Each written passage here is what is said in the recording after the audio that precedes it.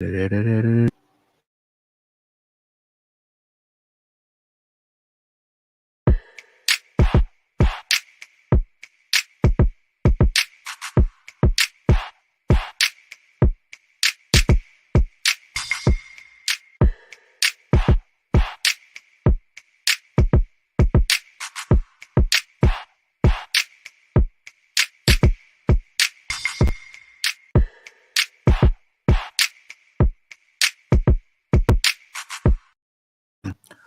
good morning, and good morning, everybody. Good morning, everybody. Welcome to another episode of The Morning Glow. Welcome to another episode of The Morning Glow. Got a great broadcast lineup for you this morning, as I hope and I pray that we always do.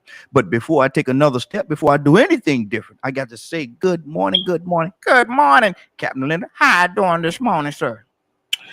Good morning, Raheem and the Morning Glow family. Man, listen, I got okay. There go Badger. I thought I sent the invite to you, Badger. Okay, let me send that invite over to him real quickly. Lynn, I got a question for you. Mm-hmm. Who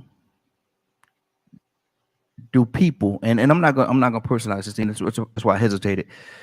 But is there anybody that people absolutely without a shadow of doubt trust wholeheartedly? Who do people really trust? People trust all the time, Mm-hmm. sometimes mistakenly, or sometimes they trust people who they shouldn't trust. Mm-hmm. But if you're just talking about who do most people trust, I would say a lot of people trust their best friends. Mm-hmm. That's why they best friends, because Mm. they have that in common. They do trust them. Now, you can trust people not to do their best.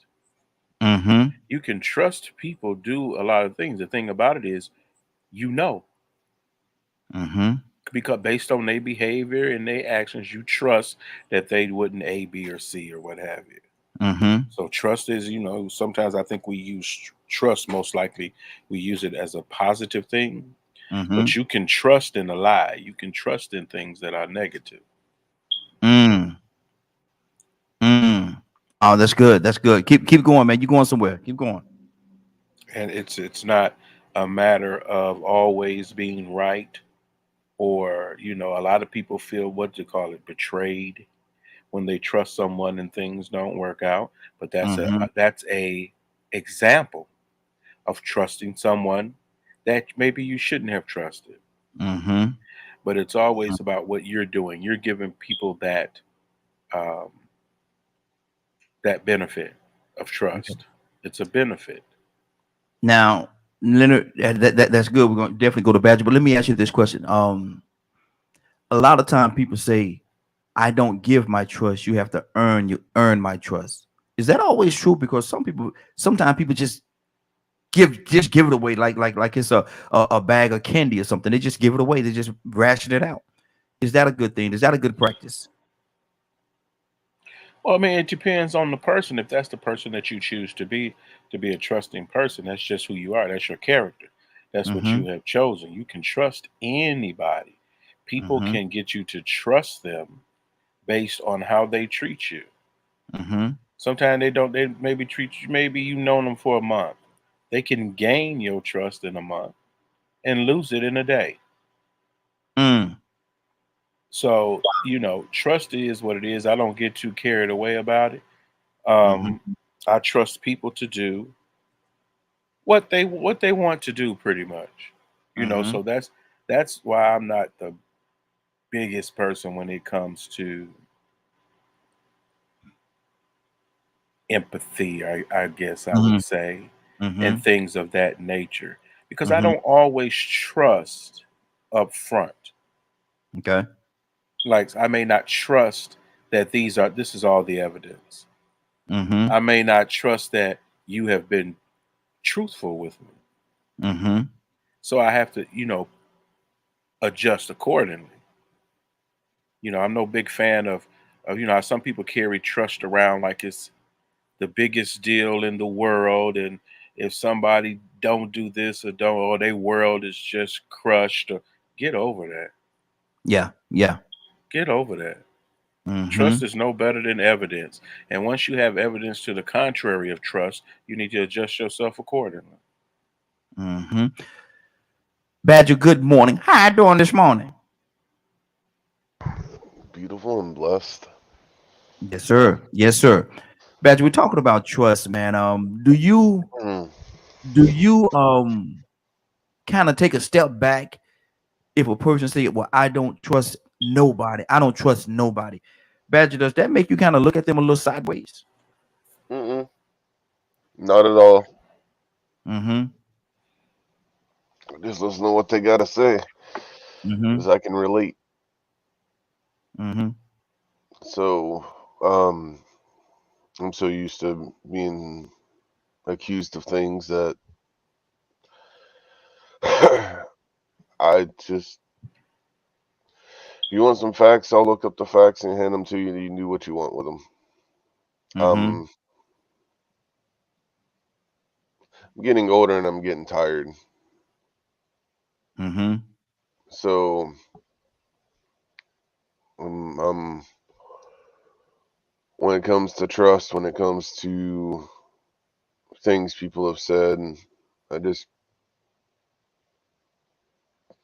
I've grown very distant from it, or I'm Mm-hmm. growing distant from it, because every time I turn around, it seems like everybody's stuck in the past anyway. So, and until they get what they want and get their pocketbooks filled and everything else, they ain't gonna listen to anything else. Mm. Mm. So it don't matter if it's truth or lies. Mm-hmm. Okay. Okay. Leonard, what do you say to that, man? If somebody just automatically just come out and say, I don't trust nobody. I just don't. Leonard, do you kind of side eye them a little bit, not trust anybody? They're just making a statement about themselves. Mm-hmm. If they don't trust nobody, so what? That's their business. Mm-hmm. You know, you don't have to trust people if you don't want to. You really Mm. don't. But trust can Mm. be a bit emotional. It can be. Yeah, it can be very emotional. So, Mm-hmm. based on a person's emotional state, may determine how much they trust a person or not. Mm-hmm.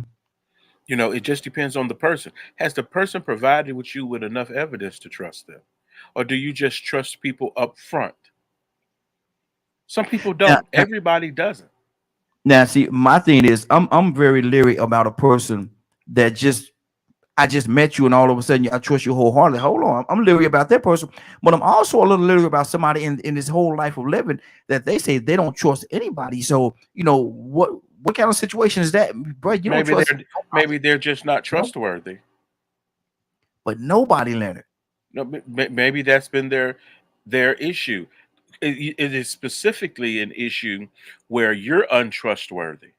See, you Mm-hmm. got a lot of times, most of the people that be hollering about certain things, I don't like drama, I don't like drama, but they always starting drama. Yes, sir. Yes, That's sir. where it comes from. You can't run away from yourself. Mhm. So basically, it's a self indictment when they say I don't trust anybody. They're really telling you who they are. Well, it may be some of their experiences. Mm-hmm. That's why they don't trust somebody, because of the sum of their experience.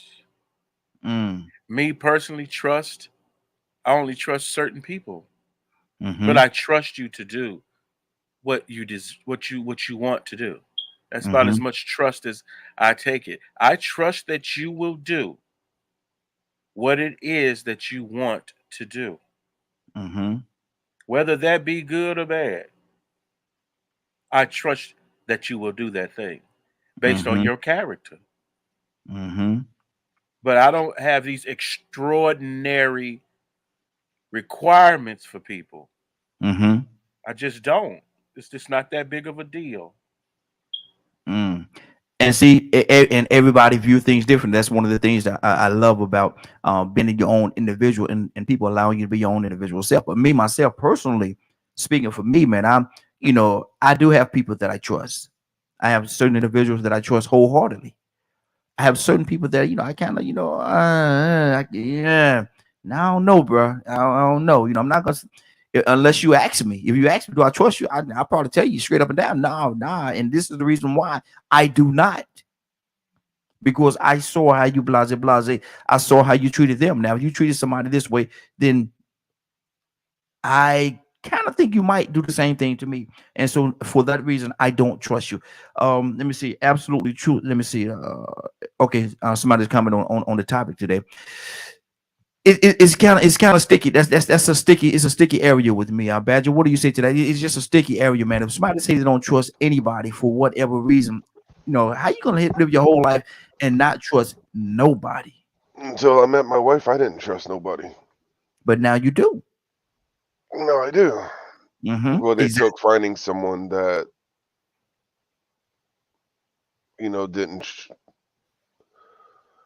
didn't treat me horrible. That when I said something or shared something, it was respected as much as I respected what they said.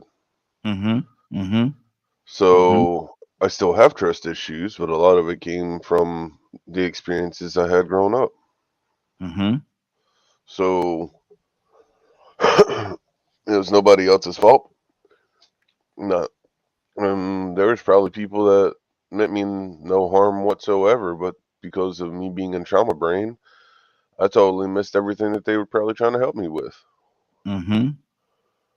So I think it's very it's individual based. It's from case to case. Are they like that because of manipulative reasons, or are they like that because of traumatic reasons, and so on and so on. Mm-hmm. And so you to I don't group people based on a terminology and things like that, because not every person that shows those behaviors is that terminology. Mm-hmm. So I'm still processing a crazy conversation I had last night. Um, and everything just seems that depending on how you are taught growing up to react to certain things decides how you're going to judge one person to another Mm-hmm. based on whatever it is, Mm-hmm. if Mm-hmm. that makes any sense. It does. It does. But like I say, and Leonard, let's just for the audience, give me your definition of trust. And it could be as simplistic or as complicated as you would like. But give us your definition of trust. Basically, trust to me is just a belief in the reliability of something. Mm-hmm. Now, we use it the majority of the time to indicate a positive thing. Now, that may not be grounded in the best foundation. Like trust should establish a foundation for a relationship, Mm-hmm. and usually there's about three or four different things that Mm-hmm. make trust possible. Consistency is one of them. Competent communications and compassion. Mm-hmm. Those usually are things considered when you're talking about trust. And a lot of times, some people say that all four of them have to be there in order for you to trust someone. Well, that's not always true because you can trust someone based simply on their competency. Like, say, for Mm-hmm. instance, if you hire a professional, you trust that the assessment that they're giving you is the correct one. Mm-hmm. You trust that, but that's all you trust. And the reason why you trust it is because this person is a professional. Mm-hmm. So they're competent. You assume that they're competent. Like So when it's with a pretty much right, like pretty much like a doctor. When you go to a doctor, you trust that they know what they're doing when they're diagnosing you. right. And then a relationship goal, Mm-hmm. it's a little different. A Mm-hmm. relationship goals, you usually have to have a combination of all of those to say you quote trust. Mm-hmm. But you can misplace your trust. Mm. You see, understand how Yeah.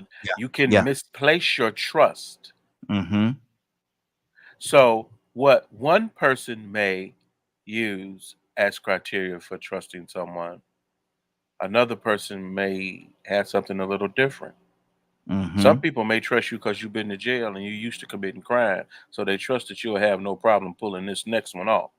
Mm-hmm. Or they may trust that you have a sticky finger, so they know if they need something, they're gonna trust that you're gonna go out there and get it for them. Exactly. That's Mm-hmm. what I mean when I say trust is, reliability. Mm-hmm. How much can you rely on something? That's Mm. trusting it.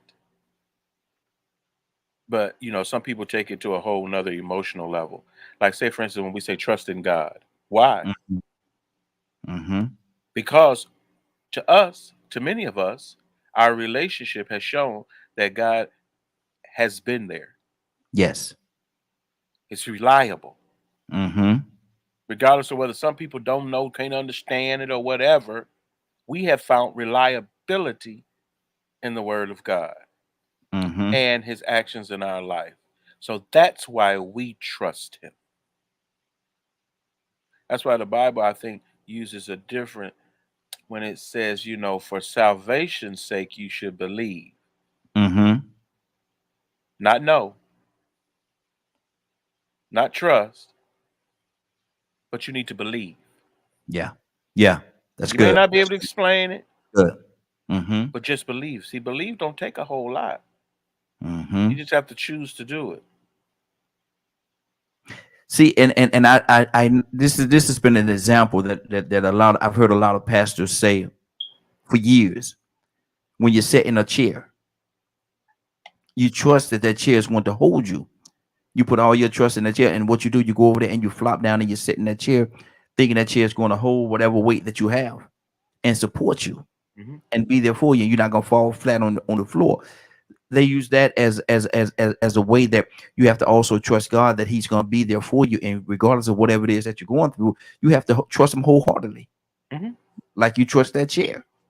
Right. And some people even with that, you notice a heavier person knows what chair they can't sit in.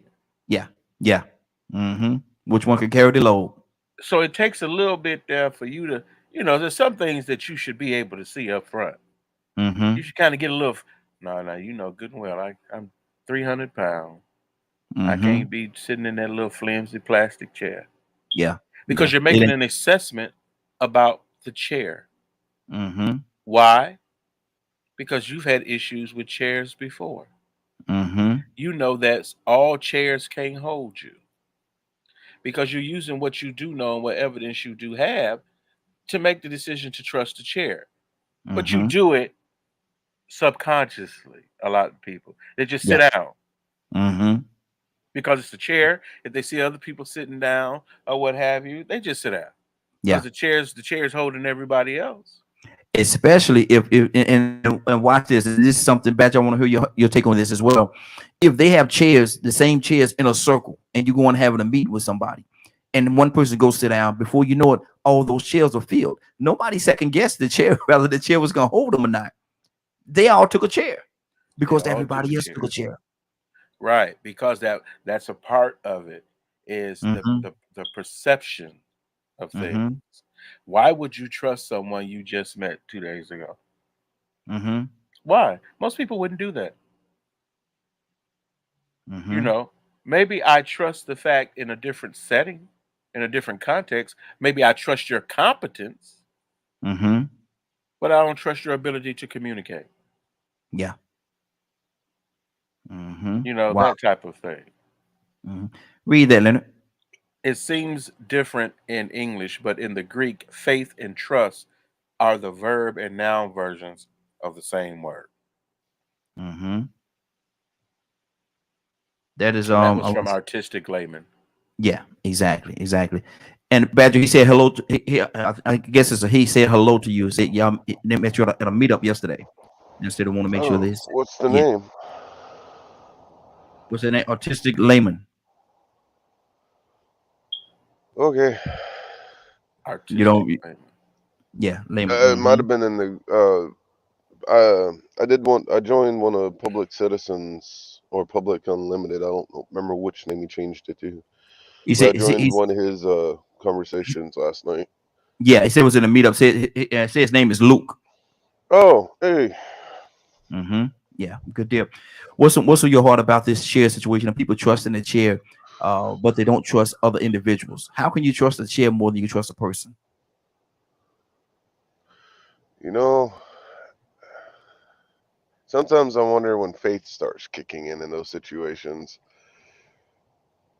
Because I know if I look at a chair and go, well, there's also a lot of times where I'll say, I ain't sitting in that. Even if there is a huge group all sitting down. So I view that as a sheeple mentality, to be honest. So some of the I was not ready for these questions this morning. Oh, seeing all the stuff from last night. So godly. So if you're walking into a room, you're supposed to have this meeting.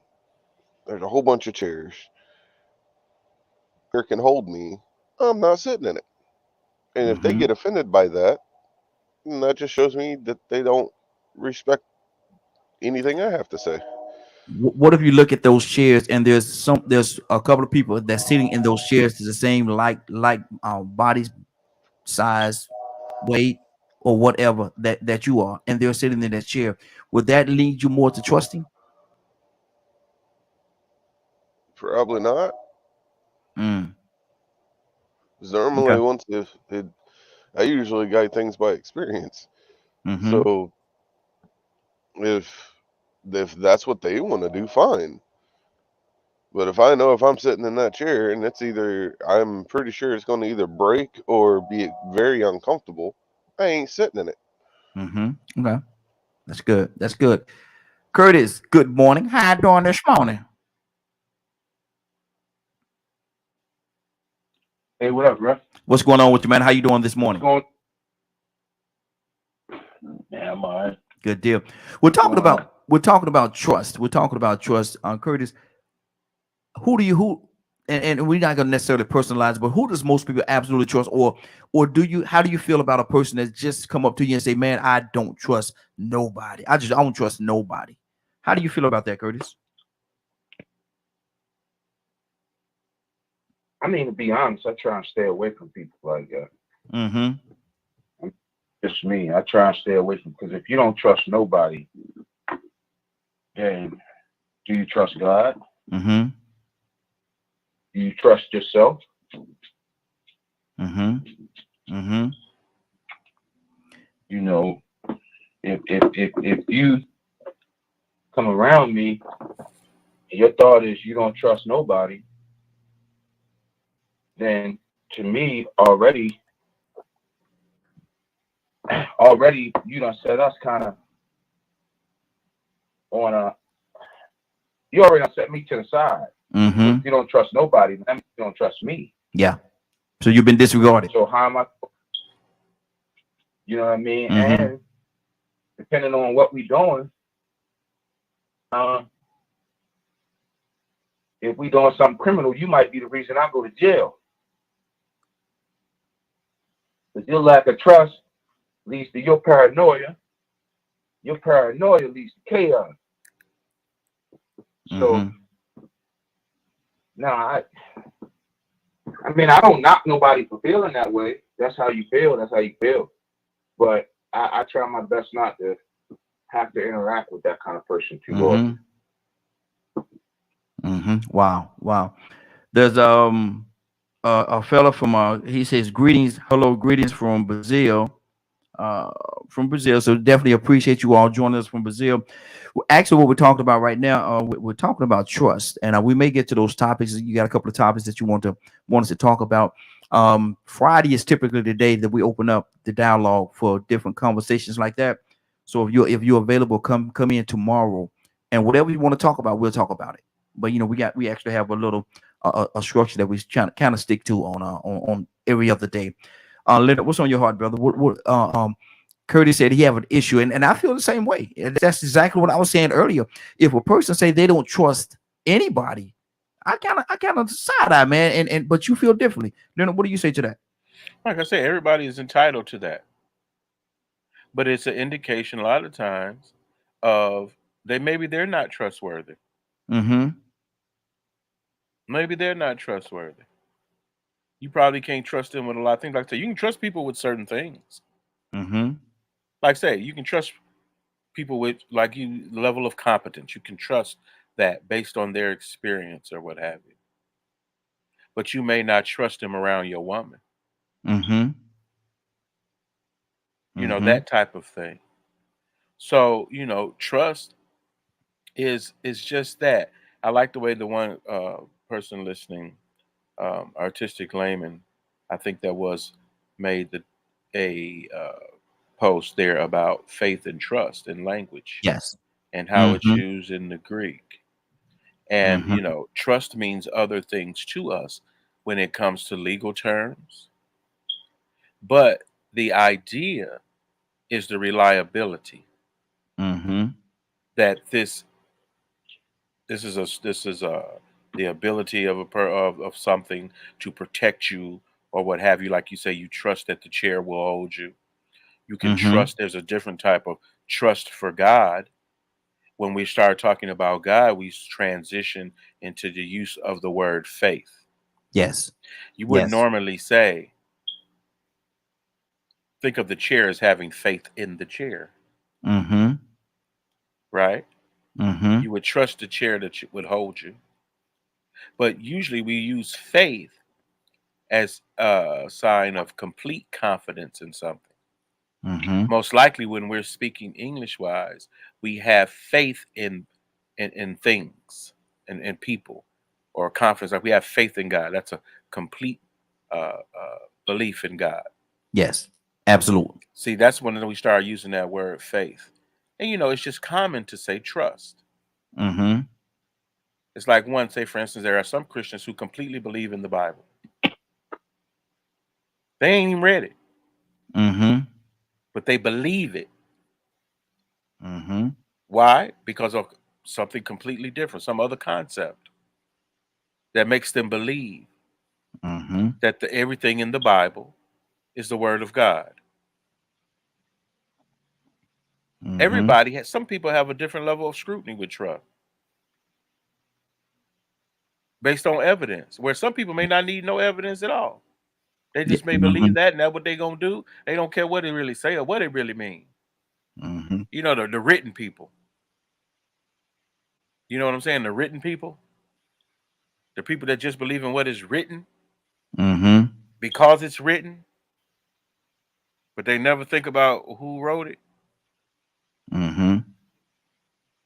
So there's a lot of different versions of what people trust and why they trust it, and when is it appropriate to say it's belief or faith. But a lot of languages sometimes may use them to mean one specific thing, or like we do, trust is a legal instrument as well. Why is it called a trust? Because it's so secure. It's just like 100% reliability that whatever's in the trust is protected. That's why it's called a trust. Absolutely. Because you trust that nobody will be able to take it, or that you have protected it. But when we talk about other things, it's necessary to use a different word, faith. Whether or not they're used as verbs or nouns. Come on. Absolutely. Absolutely. Trust as a verb means something different than trust as a noun. Totally different. Yeah. But totally. The ideology is kind of the same around our words, the meaning of the word in some form. But like my man Kurt just said, even in a bank robbery, I got to trust that you go do your part. Yeah. Yeah. Or we all gonna be hemmed up. Right. Badger, what's on your heart, brother?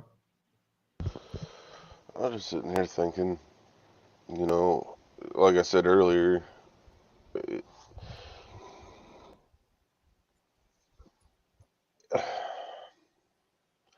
I can't disagree with what Leonard's saying and what's Kurt's saying and things like that. I guess I look at it from a different perspective of you don't know what they've been through. Mm-hmm. So I'm not going to just automatically assume that they're not trustworthy because maybe they've just been through so much stuff that it's hard for them to trust anyone because when they open up and they're trying to learn or trying to do anything, the other shoe falls and they're belittled, treated like trash, and everything else Mm-hmm. Mm-hmm. when they're in the process of learning. So I can't group, all the ones that say that they don't trust people or they don't trust no one into the same thing. Mm-hmm. That's fair. That's fair. Curtis, what do you say to that?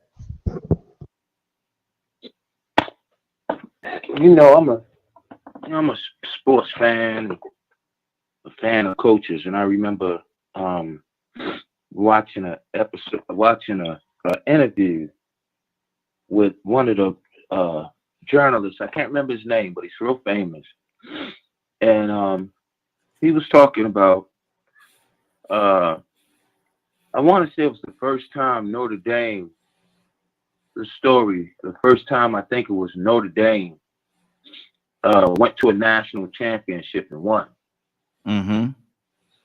And he talked about how the Gipp, which is considered one of the greatest college coaches of all time, how the Gipp assembled his team.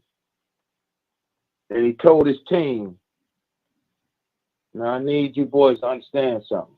I'm paraphrasing, Mm-hmm. but he said, I need you boys to understand something. The team on the other side of that field is bigger, stronger, they're better athletes.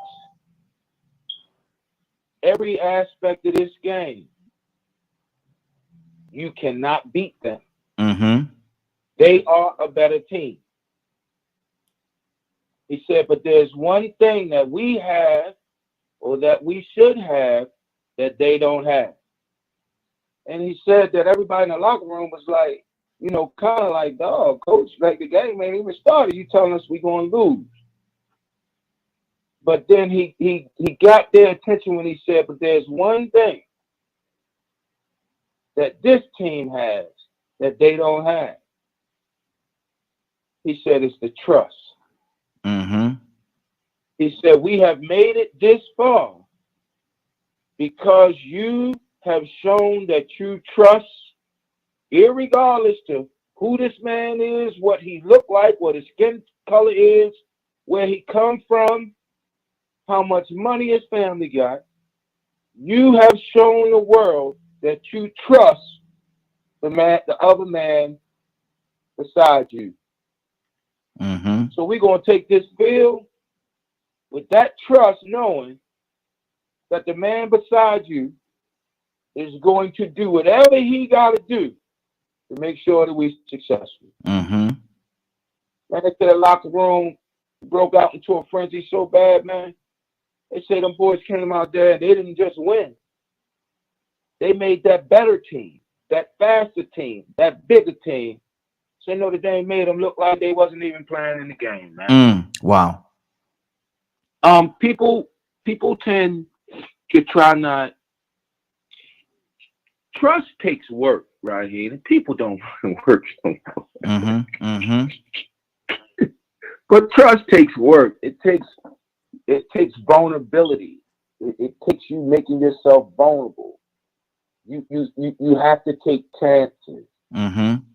And the powers to be in those who influence society does not want a society that's willing to take chances, does not want a society that's willing to be vulnerable about certain things, Mm-hmm.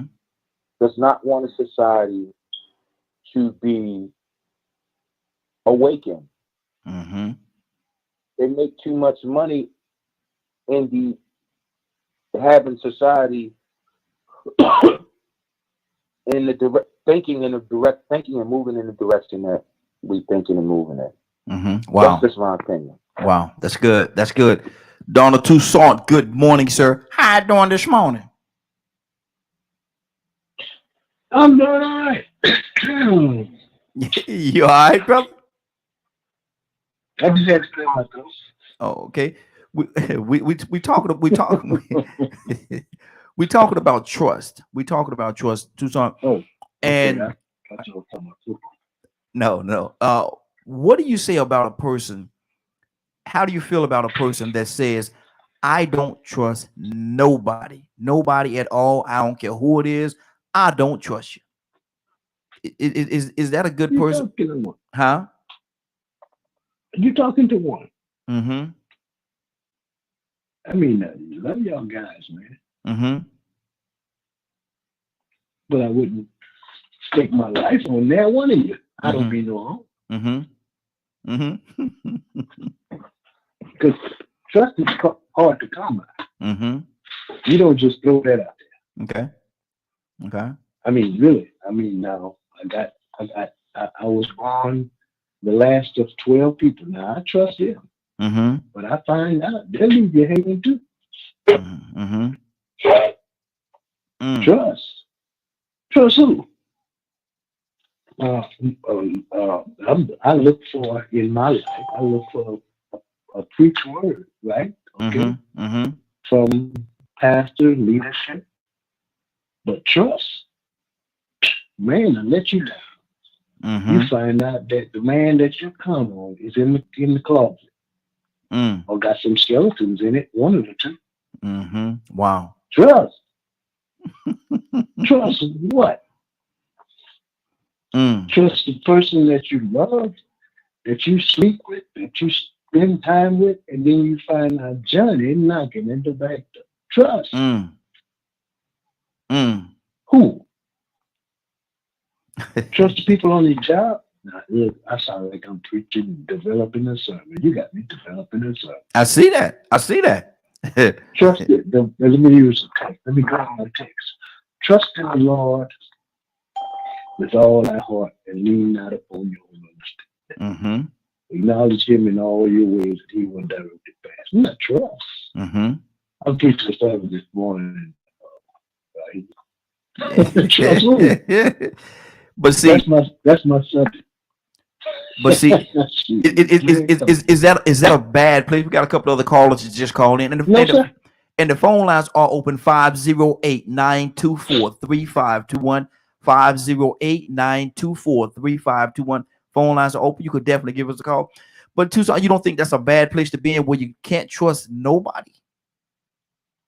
No, I mean really. I mean, and don't get me wrong. Raheem, I call you. I'll call you. Yeah, yeah. Curtis, I don't even know Curtis. Mm-hmm. Leonard, I don't even really know. Like no. Mm-hmm. But I believe at a certain point I can trust you all with a confidence Mm-hmm. of conversation. Yeah. That my business won't go down the street. Exactly. You hear what I'm saying? Mm-hmm.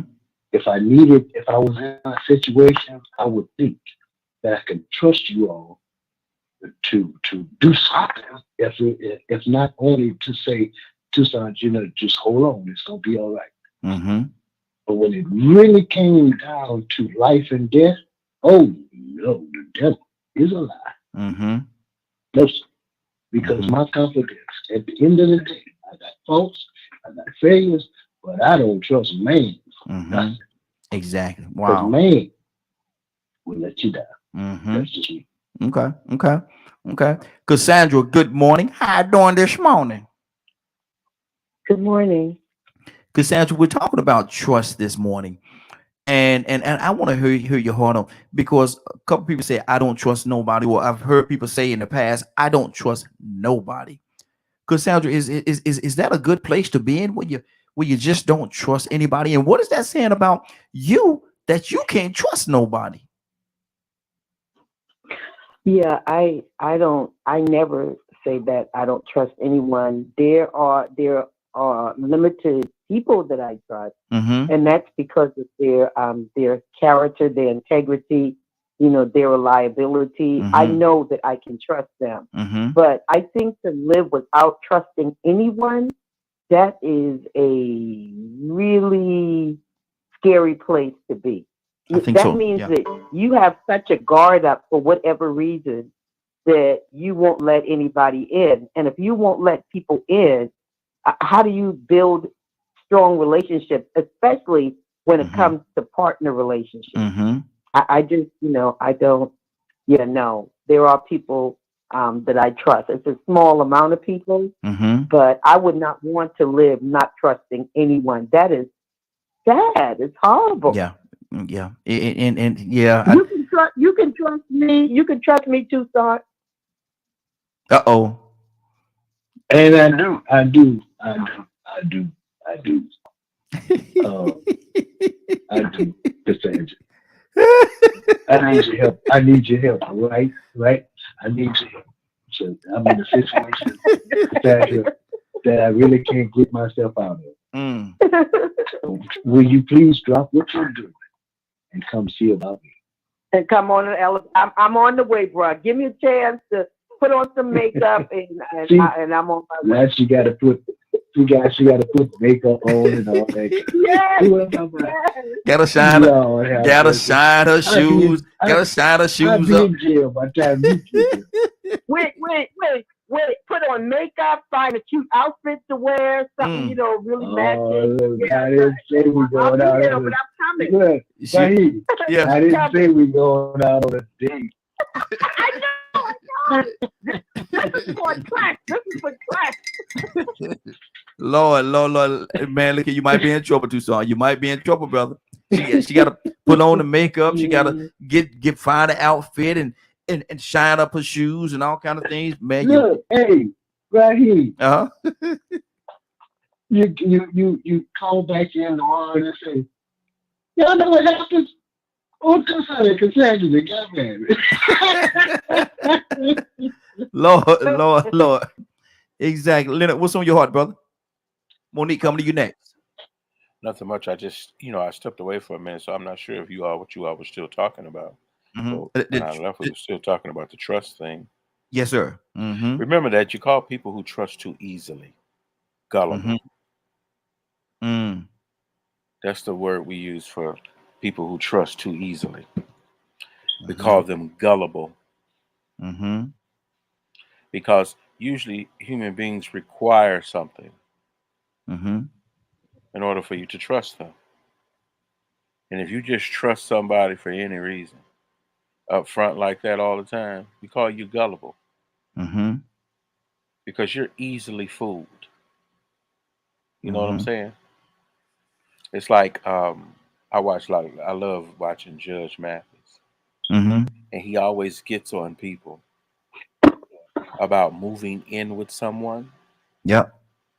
Why would you move in with a person that you barely know? Mm-hmm. Now, think about it. But then again, that's in a relationship.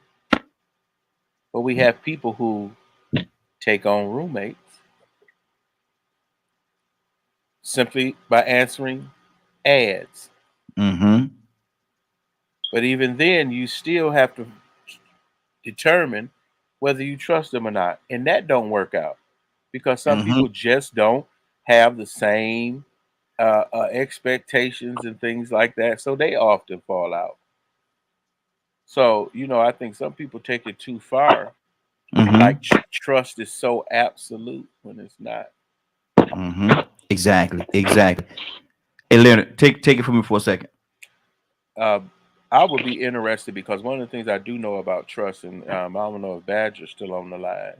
I I do am. know that trauma is associated with trust issues, and that people, like I say, that some of your experiences a lot of times will determine whether or not you trust somebody. So Yeah. I think that up front, like my man Kurt said, or even like he posed a question about trust, and people who say they don't trust nobody. It's not that you don't trust nobody. is that you haven't met anyone that you can really trust based on your experiences, Yeah. because you don't know everybody.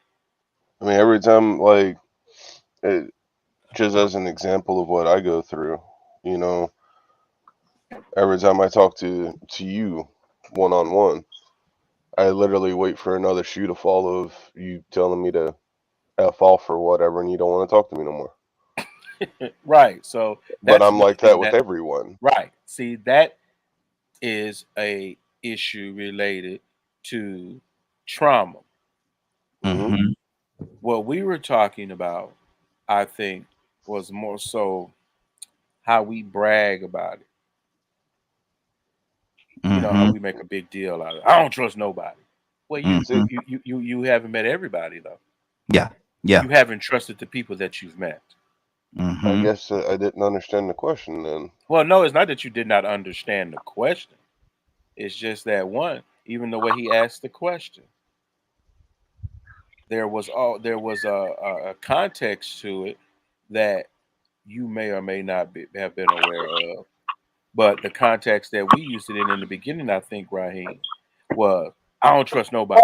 You know how people Mm-hmm. just say that off the cuff. Yeah. Yeah. Off It's the like, say muscle. for Yeah. instance, It's if off the, I yeah. tell you I don't trust you, Mm-hmm. it's not that it's negative to you to hear that. Mm-hmm. But what reason have you given me to trust you?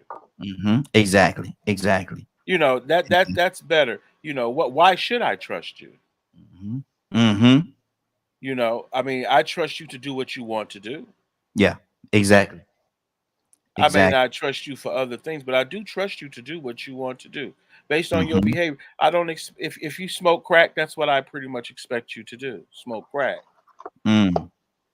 Hmm. You Mm. know, if you're a thief, and you know how we say people, if we know somebody that still come to our house, Mm-hmm. what people do? They're gonna steal. They start guard, but the other people know that they're a thief. Yeah. So based on that, they trust that this person gonna probably try to take something. So let me hold my little bag, you know, or Mm-hmm. let So, me Mm-hmm. based put my on your stuff up. explanation, Okay. people Exactly. that are dealing with the traumatic stuff versus the people that go around saying what you're saying, what you're asking about, Mm-hmm. are not the terms are not the same, and they shouldn't be grouped together. No, they shouldn't. Okay, good. Let me go to Monique. Monique, what's on your heart? We're talking about trust this morning. How do you feel about trust, and how do you feel about somebody that say I don't trust anybody? How do you feel about that person? And good When morning. somebody make that statement, I kind of side eye them a little bit Mm-hmm. because you trust somebody because you trust that they gonna write your check, your money gonna be in your account. I mean, you trust that people will, stop at this red light, and so I kind of side eye it. But I also believe that trust has different levels, Uh-huh. and I think that's what Leonard and Badger are pretty much saying. I mean, I think it's different levels. I don't think you can just say, I don't trust anybody. I think it's a matter of, what it is. From Badger saying a traumatic experience to, honestly, I believe it's all based on experience. Mm-hmm. Mm-hmm. On whether or not you're going to give somebody trust. And then sometimes I believe it's just how you think, you know. So I don't believe that people really understand what they're saying when they say they don't trust anybody. Because at some point, you got to trust somebody. Mm-hmm. There's no way that you can just walk this earth Mm. and because we trust in that the chair that we sit in will hold, but Mm-hmm. at some point we got to look at things with a certain type of lens, because everybody's not there to harm you. Mm-hmm. And and even with a thief, even then, maybe that might not be the day that they decide to steal. You know, so I don't know. I'm on the fence on, Mhm. you know, the trust thing, but I do believe that it's levels. Exactly. I Exactly. That's like what good. she said. I like what Miss how Monica put it, because Mhm. that's exactly what I was Now, trying to say. now, don't you change that lady name. Her name Monique. Monique, Don't my fault. don't you change the lady name. But let me do this. We got Rico just came in, and we got a guest in the studio with us this morning. Shocked me when he came in this morning.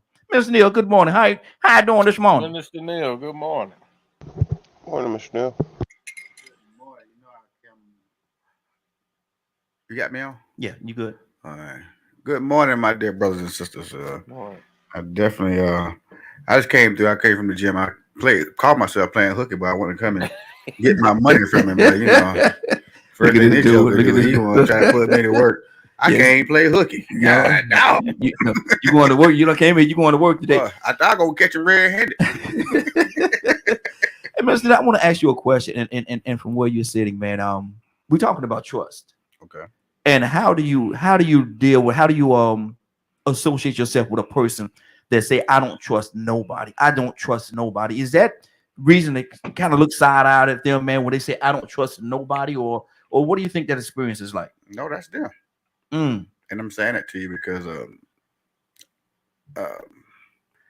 it's you got to go back and I'm not a psychiatrist or sociologist, so me going deep into their past is what brought them to that state of mind. So I can't really say if they right or wrong because that's just how they feel. So I have to take it for face value. If they don't trust anyone, it's nothing I can do about that. I mean, we go through But that it's every that day. scary though. No, again, that's them. That's how they have to live their life. I can't tell you how to live your life. I can.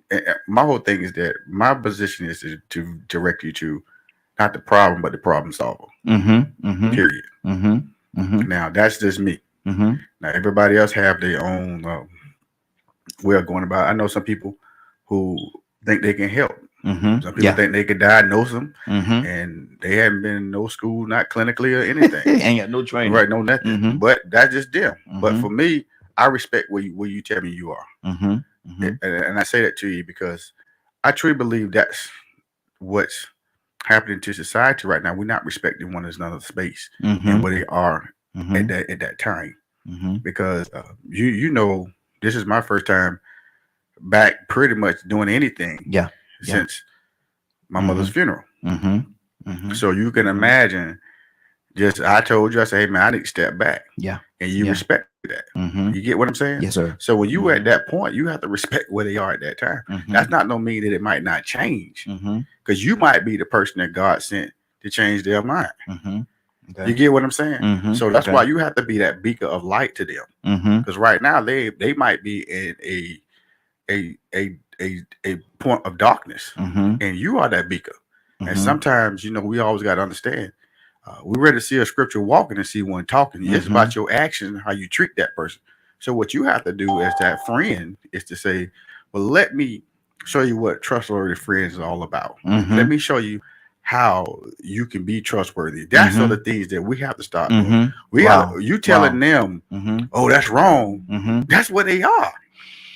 And I can't tell you.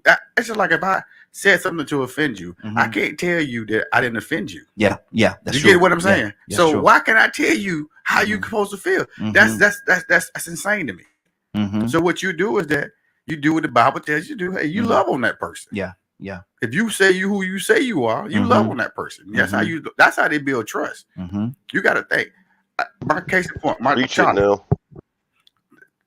Think about it. Think about Charlie. Yeah, You know Charlie. You Yeah, met yeah, Charlie. absolutely. I told you how I got Charlie. Mm-hmm. Charlie was abused. When I got Charlie, Charlie was full of mane and everything. Mm-hmm. When you saw Charlie, Charlie was so big, everybody Yes. time they see me like, man, that's a big dog. Yes, absolutely. They had no idea where he came from. But it was through God and me to help him understand that there's good human beings out here to take care of you. Yeah. And that dog never left my side. Exactly. You get what I'm saying? So it's the same. I'm not putting people in the category of dogs, but I'm saying that we have to be the same way with human Across beings. the board. Right, exactly. Don't tell me I'm not supposed to feel this way. Well, you haven't walked in my shoes. Respect where I am. That's the key to have trust. You can trust me to say I can respect where you are right now, and not try to change me. Exactly. Wow, that's good. That's good. Rico, good morning. How you doing this morning? Man, I can't complain, man. Welcome and congratulations to everybody on seeing a beautiful new day. Hey, congratulations to you as well. So we're talking about trust and a person that says I don't trust anybody, or what if a person says I don't even trust my family, man. I heard a fella said this one time, man. If I'm at home, my brother, you know what I'm talking about too. I remember you told me. Yeah. Look here, and I'm certainly not gonna call anybody's name, but they say my brother can't even come to my house, man, and with my wife there. He got to wait in the car until I get there to go in the house. Now this is his brother, man. Rico, it's a reason behind that. So you can't look at the person that's saying that sideways. You got to look at the brother and say, well, if I ever meet this joke, I wonder what it is and how is he. For him to feel this way about his own brother. You see, Neil knocked it out the park, man. Really and truly, that the conversation is over. He said it all. Human beings are not perfect. And with that being said, I already know that I can't really trust a human being to be perfect all the time. So I'm always have to have my head on a swivel to make sure I still got my own self covered when I can. So you asked the question earlier, who do we trust? Most times we trust people that are supposed to support us or that we rely on to help us when they are in a position, whether it's a policeman, a doctor, an attorney, maybe a public defender, like what you saw in the court case when you saw the whole courtroom go against that Mexican guy. He trusted the judicial system and his public defender and the prosecutor to be honorable because they took that oath. They in a position, they earned a right to be in a position to have authority and power to resolve issues and help people get issues resolved. So you're going to trust them to handle an issue that you can't handle. Some children rely on their parents for support, but they get neglected. They get lied to. And so that child might grow up and say, well, you know what, man, all my mom and my dad ever did to me was lie to me. And nobody ever did anything about it, and I did without. So I don't trust anybody because I know words ain't nothing but sound that come out your mouth. You have to show me. And so, and then in that process, Neil said something huge because before he even said it, the thing I was thinking of was, well, me, I always come into the picture figuring that I have to earn trust. That's the way I come into a picture. I don't come into nobody's situation where I'm unknown, or even if I am known, where people just supposed to trust me because I sound good. Even if I know things they don't know. I found a situation where I knew things people didn't know. So they started trusting me because they found out it was true. But they had to see that I was telling the truth. I had to prove myself. Because I know from my own experience, there are people out here that will lie to you that they shouldn't lie to you. People in position that are not, don't have a choice to support you, but they are obligated to support and help you, and they won't even do it. And then they'll go and lie and say they did to protect themselves. So in a world where people are, I'm gonna say, selfish, people are addicted to their vices and they have cravings and things that they indulge in, they like to do, and we're not perfect. I know that person might run that red light because he might be in a hurry. He might not be paying attention. He might be talking to somebody. I can't trust everybody to stop at that red light or that stop sign. Too many people done died trusting that. Too many people have died trusting that just because my light green, I can go and not worry about the traffic that just stopped. But all of a sudden you look up and that light was red and somebody run through the traffic light. They weren't supposed to. So are you going to just trust all the time? You can't do that. We are human beings. We are not perfect.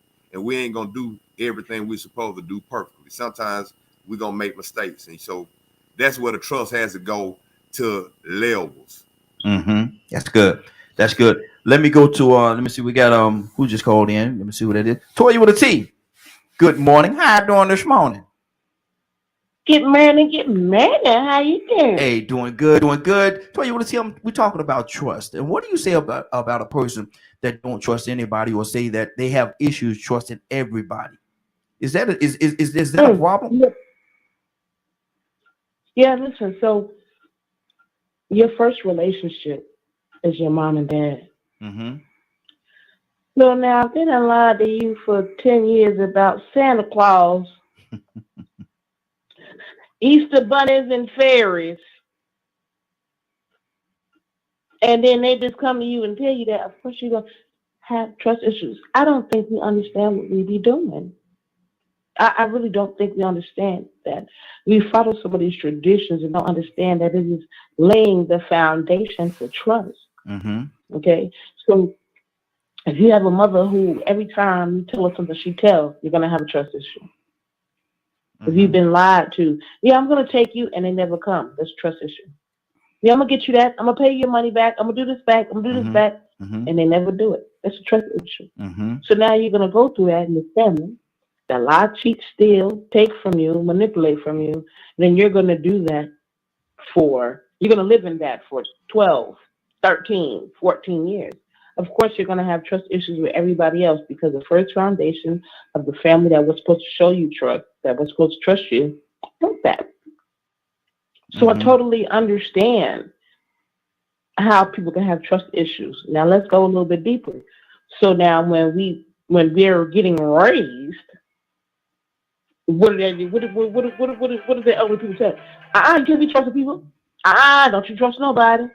Girl, you can't be trusting people. Okay, so now I done lived with untrustworthy people for 12 years. Mm-hmm. So now I'm about to go venture out into the world. Now you're telling me not to trust people. This is a training. Not to trust people. Don't trust people, and you can't trust people. Now you did that for 12 years, plus that for 5 more. What you think you're going to be worth at 20? Like, we don't pay attention to what we do. We don't pay attention to the precedent. Here we go again, that we set. And we just say, it's the Santa Claus. Oh, get over it. No, not get over it. You told a child lies. And then you told them not to lie. And then they found out that everything you told them was lies. Like, you don't understand that, like what we're doing in this Western civilization system of tradition, and their lies. And then we walk around talking about why nobody can tell the truth. What? America built on untruth. So yes, there's a lot of reasons where some people feel like they're untrustworthy. But let me tell you something. But God, you better go get delivered, because that ain't no way to live. There are people you can't trust. Just because your mama, daddy, grandma, uncle, aunt, niece, and nephew was liars and they all lied to you, do not mean that everybody is liars. That's a master of deception. That's what Satan does. So be careful what you're telling people, because you're building a foundation for who they can trust on tomorrow. Good deal. Good deal. Curtis, what's on your heart, brother? Curtis, you there? Yeah, I'm right here. What's on your heart, brother? Talk to me. Well, there was a piece. I had one of my squares hit me up like, hold on, Kurt, you left something out. There's a piece of the speech that I left out. Gibbs said in the speech, he said, as a man, I would rather have trust and learn to have never trust and not understood. He said something to that effect. So when I dive deep into the word, sometimes I find that I think our lack to show is because we have a tendency, and notice I said we. It's something I did for years. Is I didn't trust who the person was. Like, I put my trust in who I thought they were, or who I wanted them to become. Wow.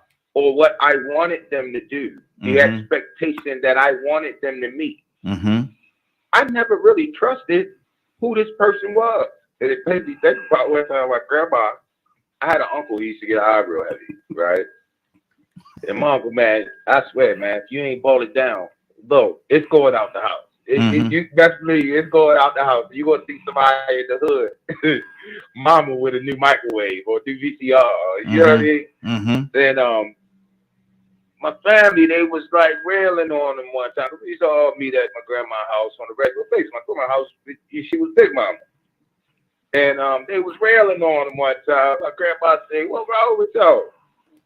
Y'all know who he is." I don't know why y'all acting like, oh, you're so hurt. Hurt for what? You know, if you leave him alone in your house, he is going to take whatever is available. Wow. So I learned a lesson way early in my adulthood that, well, I ain't gonna say, like, probably in my mid-adulthood, you know what I mean, is that, I gotta trust, I trust people for who they are. If you're a murderer, I trust that you're gonna be a murderer. If you're a crook, I trust that you're gonna be a crook. If you're, if you're a thief, whatever, I trust that that's what you're gonna do. Now, if you do the total opposite, I'm pleased that you're not doing those behaviors. But spiritually, here's how flawed man can be. Curtis, you're at 3 minutes, brother. I'll leave it right there. Okay, hold on. Let me go. We got Monique. No. I'm sorry. VP, is that you or is that Friday? Who we got? Who we got this morning? Good morning. I snuck in. Good morning. How you doing, man? How you doing this morning? Pretty good, sir. How about yourself? Hey, doing good. Man, we are talking about trust. And a person that don't trust or having trust for anybody. Do you think they also have an issue with trusting themselves? Yes. Because I am that person. So this is an easy question for me. A person who, well, first, I think that was Curtis. That was right before me. Yes. Curtis put it very elegantly. I think what happens is people trust, like for me, I trust who you displayed yourself to be initially. Like if you come at me and you're somebody who pretends that's empathetic or wholesome, or if you come out in a hoish fashion, or if I don't give you the night, that's who you are to me, because that's first impressions mean a lot. So you don't, like, later on down the road, if you start changing who you are, don't get mad at me. That's what I trusted. I trusted that you to be that person, not what you're trying to tell me you're growing into. That's different. That's a whole different thing.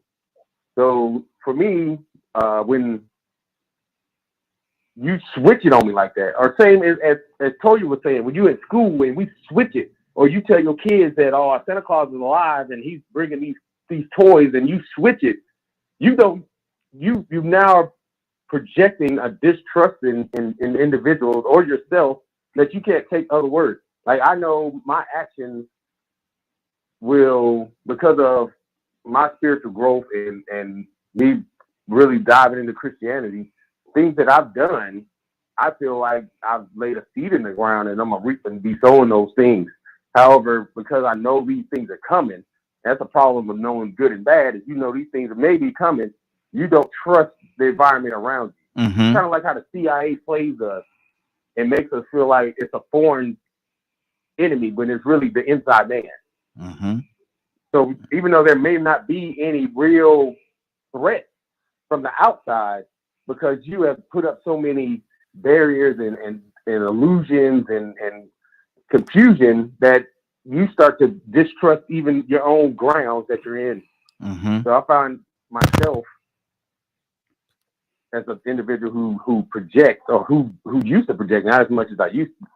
I used to project because I didn't have trust issues in myself making the right decision, be it emotionally, it pushed me this way, or psychologically, it pushed me this way. and me not trusting you as a person that you said you were, Exactly. or being able to follow through with what you did. Some of the reasons I think those two go hand in hand. It's easy to point the finger at somebody else, but it's usually if you don't trust somebody, or you don't have trust in yourself, then you find easy avenues to scapegoat yourself out. I believe Rico was saying people give you that option here or there to really believe in them, and then from there you just move on. You have well, I guess I'm gonna keep going or not, but I know for sure you can't trust everybody 100%. Exactly. Good deal. Good deal. Minister Neil, what's on your heart, brother? Talk to me. I'm just listening, brother. Just listening. I mean, listen to the good dialogue. And man, we need some input, man. I did input. I told you I'm playing hooky. Oh yeah, that's right. You did say you playing hooky. Man, you ain't bring no breakfast over here, nothing, man. What kind of fella you is, man? I'm trying to catch you. Okay. I didn't want to put your business in the street. There you go. There you go. Leonard, what's on your heart, brother? Did you just say me, Raheem? Yes, sir. Oh, okay. I think let's make a determination that there's two types of trust, like one I mentioned before, is practical, and then one is that relationship, that emotional one. You know how I hope people know the difference, because you know how we use words. A lot of times we just say things because that's how we speak. But there's practical trust, like we talked about, the chair and competence and stuff like that, trusting professionals at doing what they do. And then there's that emotional one, which is a lot more difficult. But one of the signs of Trump is the inability to trust. Because you got to remember now, when you don't trust people, that's like a human bonding type of thing. So if you have so Leonard, is it unhealthy? Is it unhealthy not to trust to a certain degree? Is okay. Yes, because it can be very unhealthy, especially when it causes you emotional disturbances. Because you got to remember, if you can't trust people, you're missing out on that human part of you. So that is speaking on social action and isolation. Right, exactly. See, that's what it leads to. If you stop trusting, you become further distant, almost unsociable, and you start, making people not want. People start not trusting you because you seem unstable. And remember, a lot of trust has to do with reliability and confidence. A lot of times, people with low self-esteem, they have trust issues. Yep. Trust issues, a lot of times that's related to past experiences and some type of trauma that they may have had. Children who don't develop an attachment to their mothers.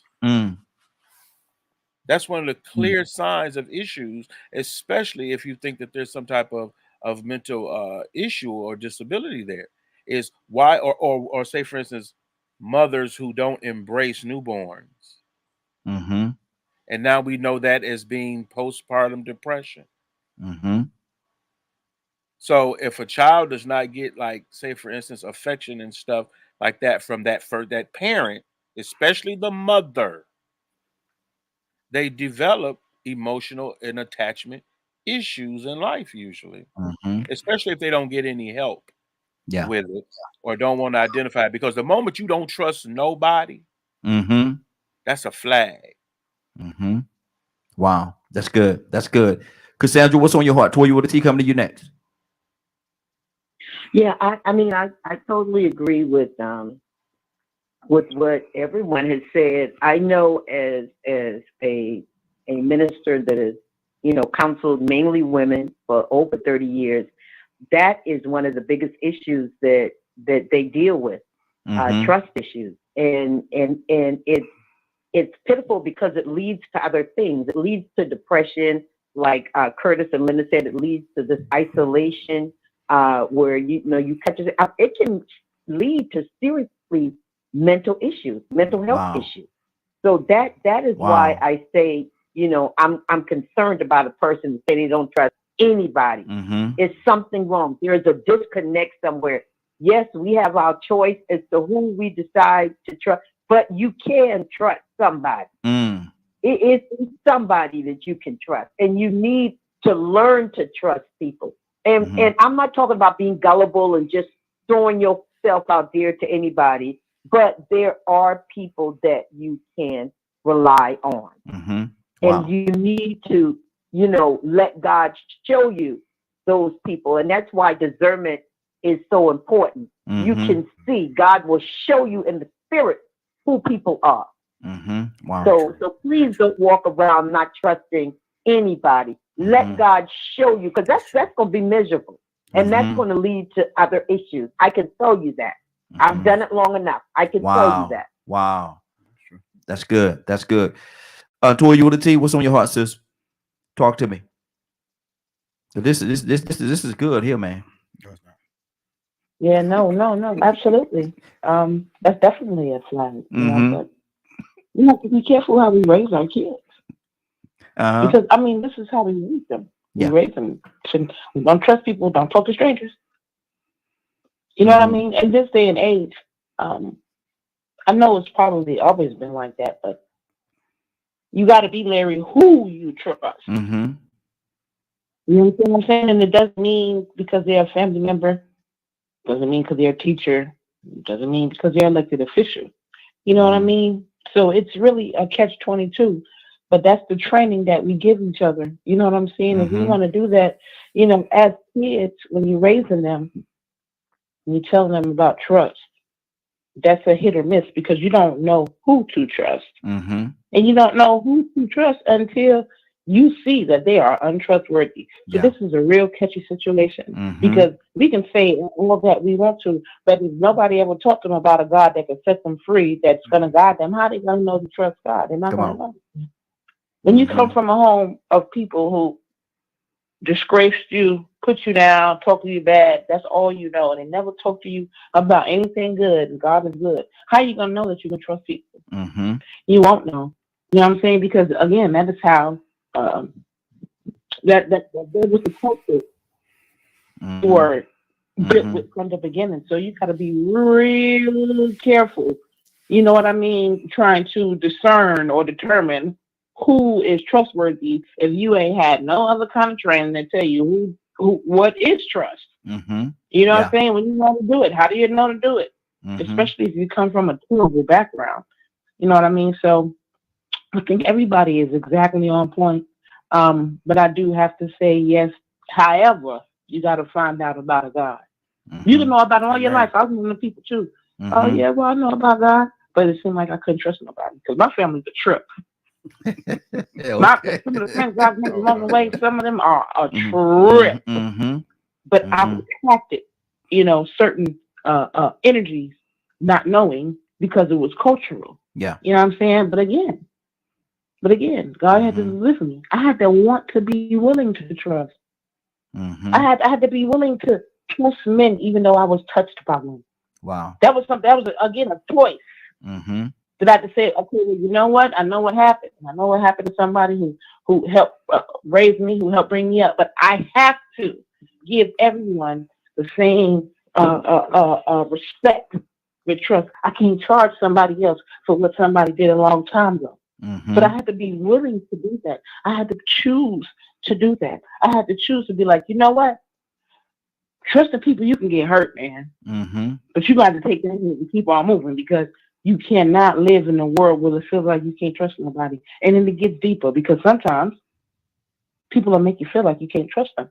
With certain issues and certain things. You know what I'm saying? Certain people do certain things, but then when it really hit the fan, it's really not like that. They're really kind of there for you. So this world, when it comes to trust, can be a really tricky world. But I'm telling you, for what it's worth, even when you lean on just trusting God, no matter who else breaks your trust along the way, you're always going to be all right. Good deal. So, good deal. Hey, put yourself in trust, Lord. Absolutely. Absolutely. Toussaint coming to you, and then Rico coming to you next. Toussaint, what's on your heart, brother? Y'all ain't got to talk about me like that. I am not mentally disturbed. Oh, Lord. Come on now. I had great parents. Come on now. Mom and dad. Yes, sir. Loving family. we don't fall out no matter what. We disagree, but Mm-hmm. we do not. You excuse my language. I'm not going to use the language, but I'm going to use kind of like a in that area of the language. Mm-hmm. You would never hear none of my brothers and sisters say F that Negro. Mm-hmm. Mm-hmm. We don't do that. We disagree, Yeah. but we don't fall out no matter what. I tell my children, you can fall out with me, but don't fall out with each other. Mm-hmm. Mm-hmm. I have some people that I depend on to get some things done. Mm-hmm. But at the end of the day, I'll tell you, everybody's not in the same box. Come on. You cannot fit me into your mentality. Mm-hmm. And I'm going to stick to my guns. I say again. And you say, well, he got some issues. Whatever. Mm-hmm.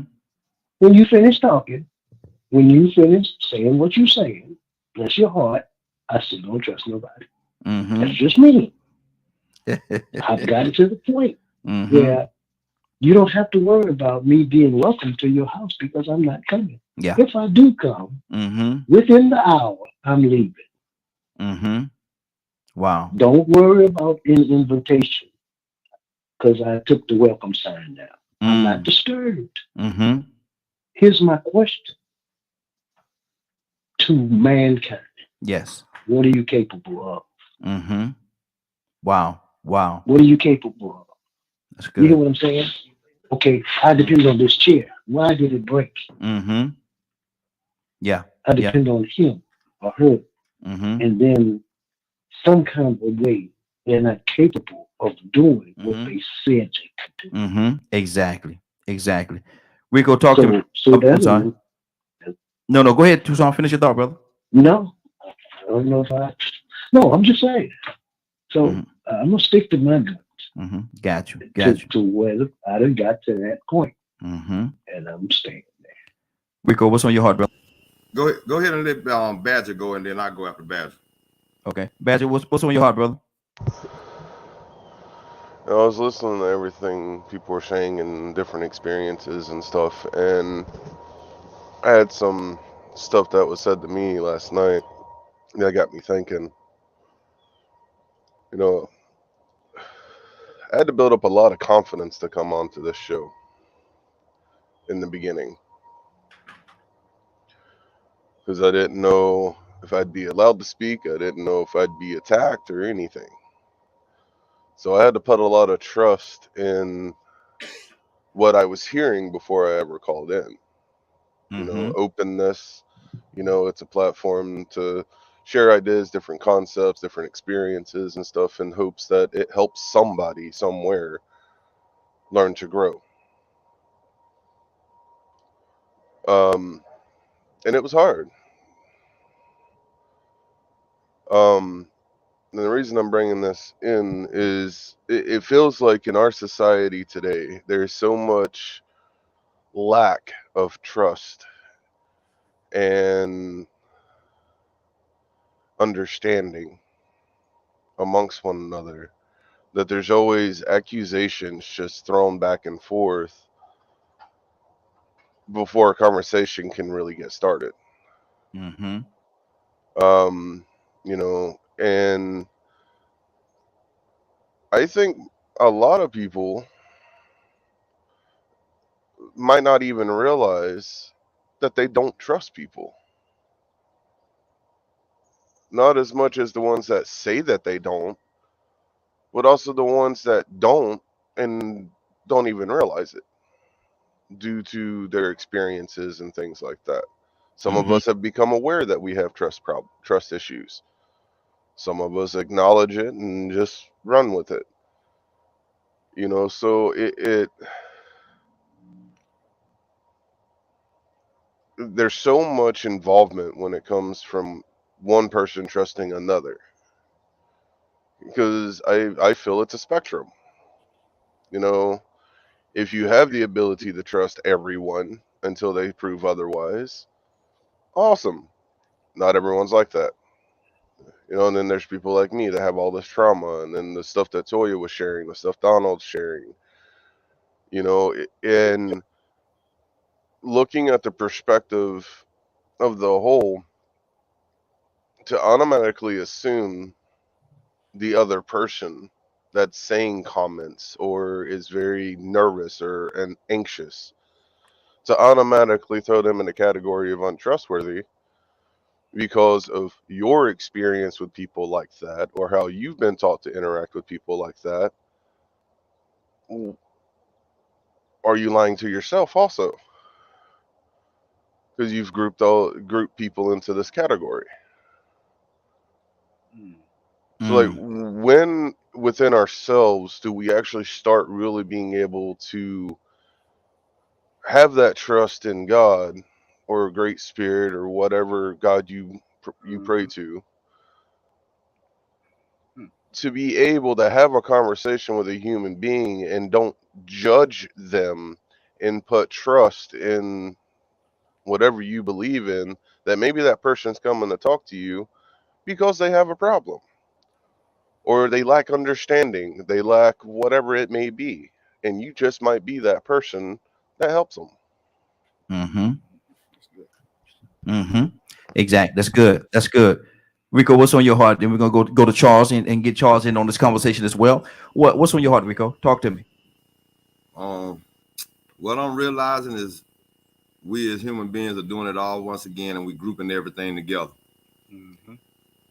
Everybody does trust people to be who they have shown them to be, but it might not mean that they trust everything everybody says. Me being that type of person, I see where Donald is coming from. I'm that type of person. I don't trust everything that everybody has to say. I trust you to be who you have shown me to be over time. Absolutely. You know, so my father, one of the worst people, man. I mean, my whole life, he still does it to this day, does it to my children. It's common fact. My grandmother, when she was alive, his sisters, he'll volunteer. Just make a promise, man. Volunteer to come do this or come do that. And you don't even ask for it. Then he won't show up. Wow. I'm gonna call you back tomorrow. I'm gonna come down. I mean, he got a bad habit of doing that. Don't get me wrong. Now, outside the family, when he make these promises to people, he shows up.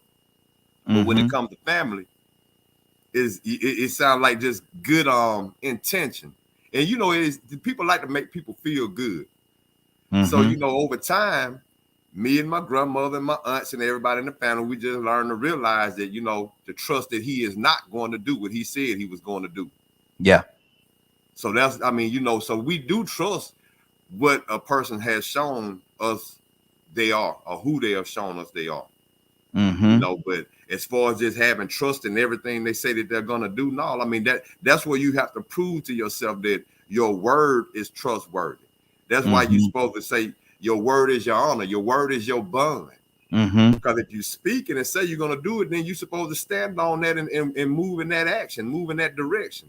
Then I can also trust your word. But if you tell me use this person or that person or this person, but you show me use something else, as soon as you say it, when you walk out that door, guess what you are going to do? What I trust you to always show me that you have done, which is probably completely opposite of what you just said. So, I mean, you know, we get it like, it's the conversation is good, but it's almost to a point where it's like we sort of being very simple about this, where they say they don't trust nobody. You just got to worry about them. Or they extreme and they crazy and this and that. No, it's levels to that too. You have some people that, look, I know black people that don't trust black people. So guess what they do? They just hang with white people only. They smile and friendly, just grin, skin and grin. Get around black people. Walk around in the barbershop, don't speak, ain't respectful or nothing. Get around white people. Hey, Cindy. Just change all the way up. You know what I'm saying? Because they don't trust black people. For some reason. There's a reason behind that. So, you know, when you hear somebody say they don't trust anybody, you can't really go to the extreme and just think that they just don't trust people, period. Because believe me, the people they deal with, they trust those people to be exactly who they have shown them to be in their experience. Absolutely. Charles, we're talking about trust this morning. Good morning. How you doing this morning? What's up, bro? We're talking about trust, man. And how do you feel about a person that says, Charles, they don't trust nobody. Is that a red flag to you? Yeah. Usually, to me, a person who don't trust nobody, they don't trust themselves. Mm-hmm. So this is an analogy that I use. Every liar thinks everybody's a liar. Mm. Every thief thinks everybody's a thief. Mm-hmm. Every person who don't trust the person or thinks everybody's untrustworthy, they're untrustworthy themselves. Everybody who thinks everybody's prejudiced is prejudiced themselves.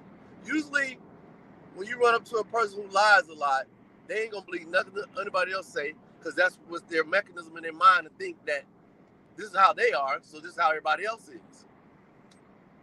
Now, on the second note, I'm gonna agree with Rico on people who do those things probably have seen something in certain people and just put it on the whole crowd. You understand? And you get that with a lot of people. Like, people say, well, all black people lazy. Now, you might have seen 2 black people lazy and you don't know nobody else, but you're going to bet on everybody. Or all white people thieves or what have you.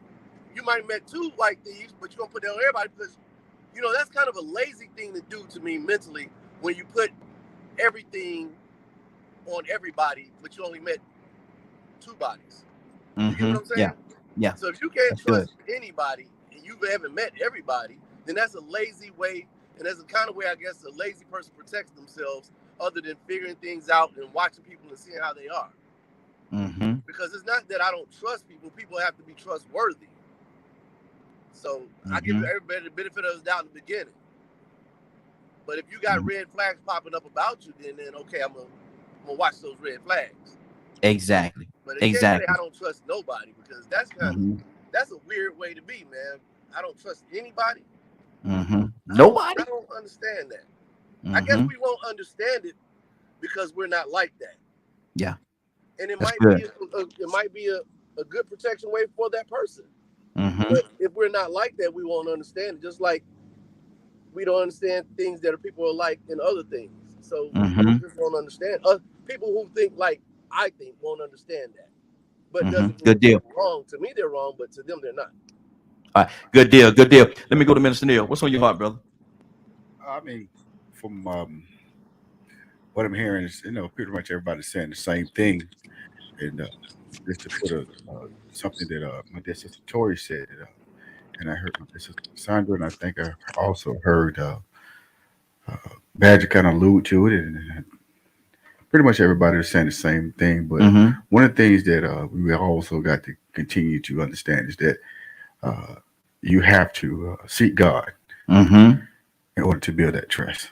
And if you truly believe that you're walking through this on the face of the earth, not trusting anyone, trust me, somebody trusts you. Yeah. And I'm saying that because God trusts you enough that He woke you up this morning. So that is a factor right there alone that we have to be able to understand that that's a gift that He has given us. So we have to return that gift. Now, it might not be the person that you might not even think that you're going to trust. But it's going to be somebody going to come by, knock on that door. That's going to be not only going to be trustworthy, but going to show you what trust is all about. So just continue to lean on Him. I mean, I heard about the depression and mental state, and I truly believe something that I heard that sometimes it's levels to trust, and people can burn you, so you can lose distrust. That don't mean that you're crazy. What that means is that you just can't trust that person again. So when we look back and look at that word trust, or understand why you're using it and what is been used for. Sometimes we use it as a weapon, I just heard their brother say about the racial division, about who they trust and who not they trust. And I heard Rico say the same thing. So they can be used as a weapon as well. So, but understand that word is also is a word of pain. it's a cry out for help. And that's what we're supposed to do. We really love God, and that's what we have to do. We have to step in, and we have to kind of like step into that. You can't see God, but He can see you. You can't feel God, but He can feel you. So you have to step in, and then the only way you're gonna do that is that you got to get in that Word of God, so you can pour back into someone. Wow. Cassandra, anything on your heart right now? Nope, I'm good. Okay. Toya with a T?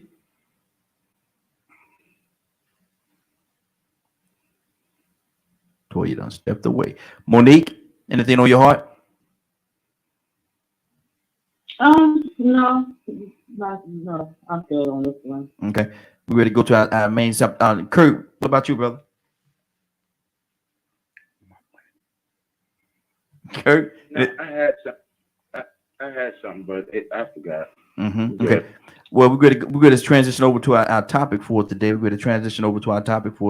let me get it up on the screen here. And Minister Neil, we're going to start with you. Let me see where is it? Okay. I thought I was playing hooky, bro. No. You working today, brother. Is there and listen to the question. The question may sound a little simplistic, but there's a lot of layers on this thing. Is there absolute truth? Is there absolute truth in history, or how people try to depict history? Is there absolute truth in it? From their lenses? Yeah. Mute your line, Curtis. You're talking about from the lenses of the actual truth, or what I mean by that? Both. I know you want. Yeah, both. Let's deal with both angles. Because you got to think.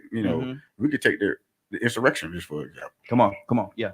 Something that just happened last year. Come on. We can see how that truth has been diluted already.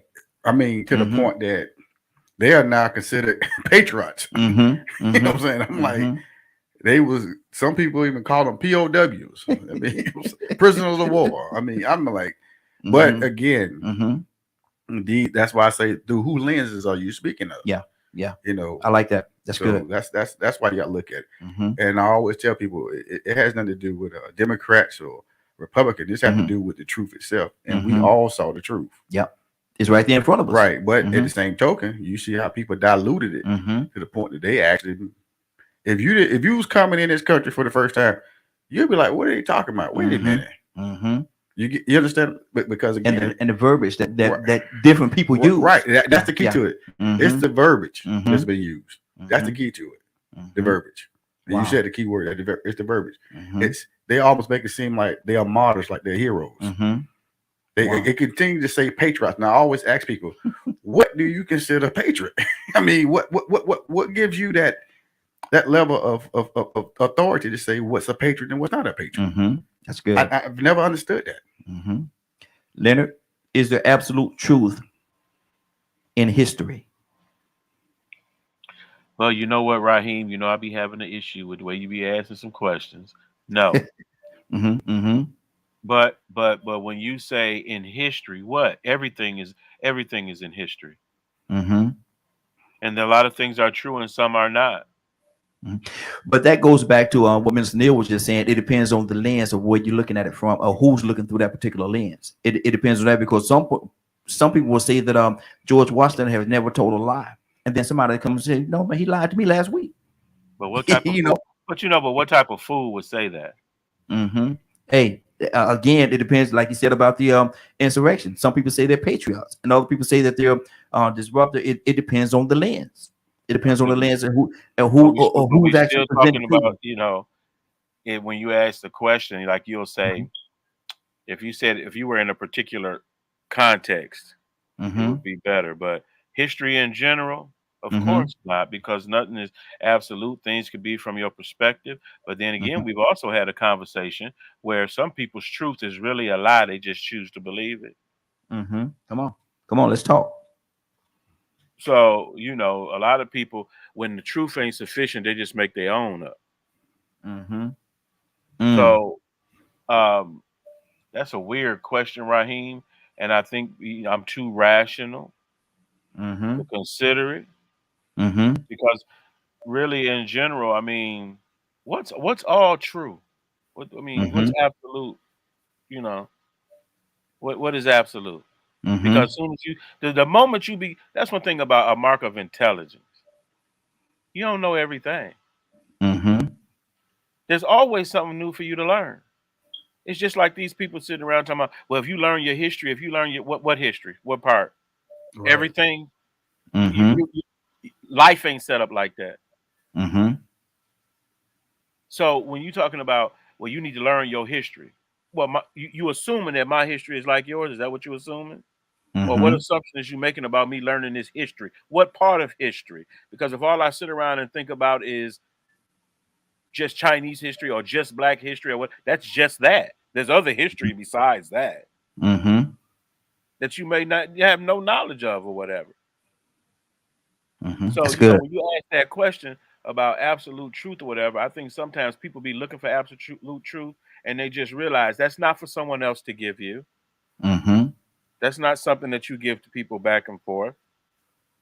They have people that are looking for absolute truth and they don't speak to nobody else because they've taken a vow of silence and going to spend the rest of their life doing it.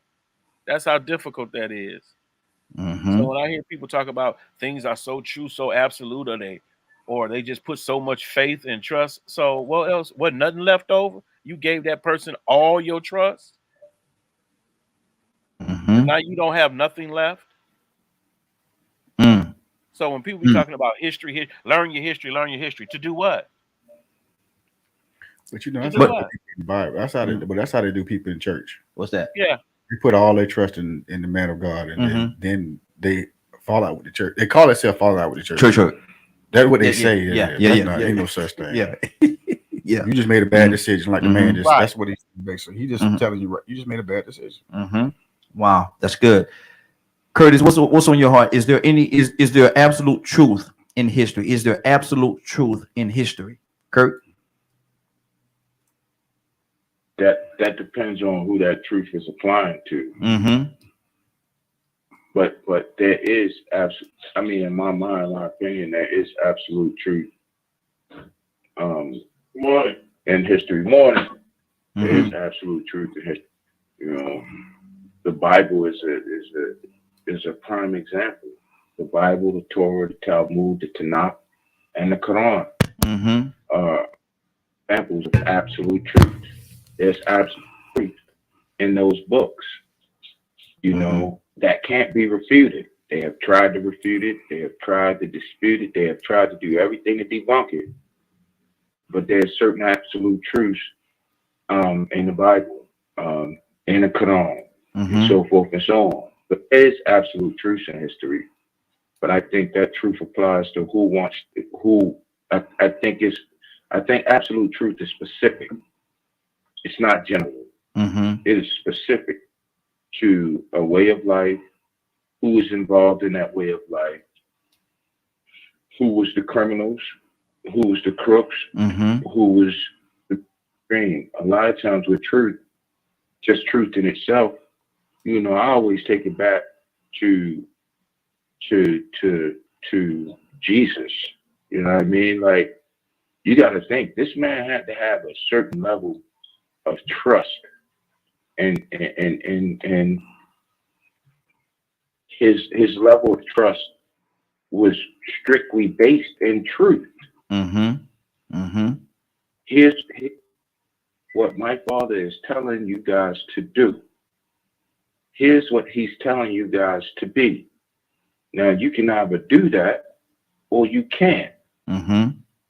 But I'm trusting you as a humanity that you're going to get it. You may not get it now, but later you'll get it. You'll catch it later. Good deal.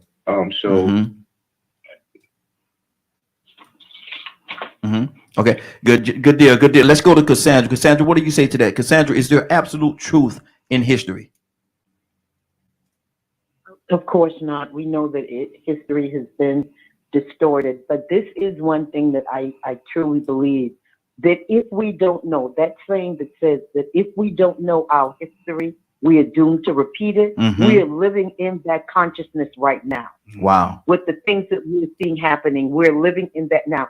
So I think that history, knowing your history, is important because then you can see what took place And then how do we avoid this happening again? So, and we can just take one, just the voting thing. Mm-hmm. We can look at that. We are still fighting a battle for voter equality in 2022. So we need to know our history. We did not follow up. We did not understand the assignment, as the kids say. We didn't understand the assignment because people were not voting. We're still not voting on the level that we should. And that is going to be our downfall if we don't get on board. Amen to that. Amen to that, my sister. Amen to that. Good deal. Rico, is there absolute truth in history? Amen to that. I'm sort of keep it a little more simple. You got 3 sides to every story. And then that third side is the truth, right? So I think about history, life history, earth history. If Earth could write a book, Earth gonna tell the absolute truth. She gonna answer all the questions that we've been having, all these theories about how life began, what happened with this and that. She gonna tell you, I saw who killed John F. Kennedy. I saw who really killed Emmett Till. She gonna tell you that. But the story that we got, it'll never be absolutely true. So the story that we have been told is not absolutely true. And we'll never get the absolute truth. But the absolute truth is the fact of what happened has happened. It is what it is. It did happen. So when you have situations where you have bodies that are found or murders that are unsolved or people that went missing and people get tried and nobody knows what happened to these people. They just know that they're gone. But guess what the earth knows? See, if at the end of time, God decides to create another civilization, he says, you know what, y'all, here's the book of earth.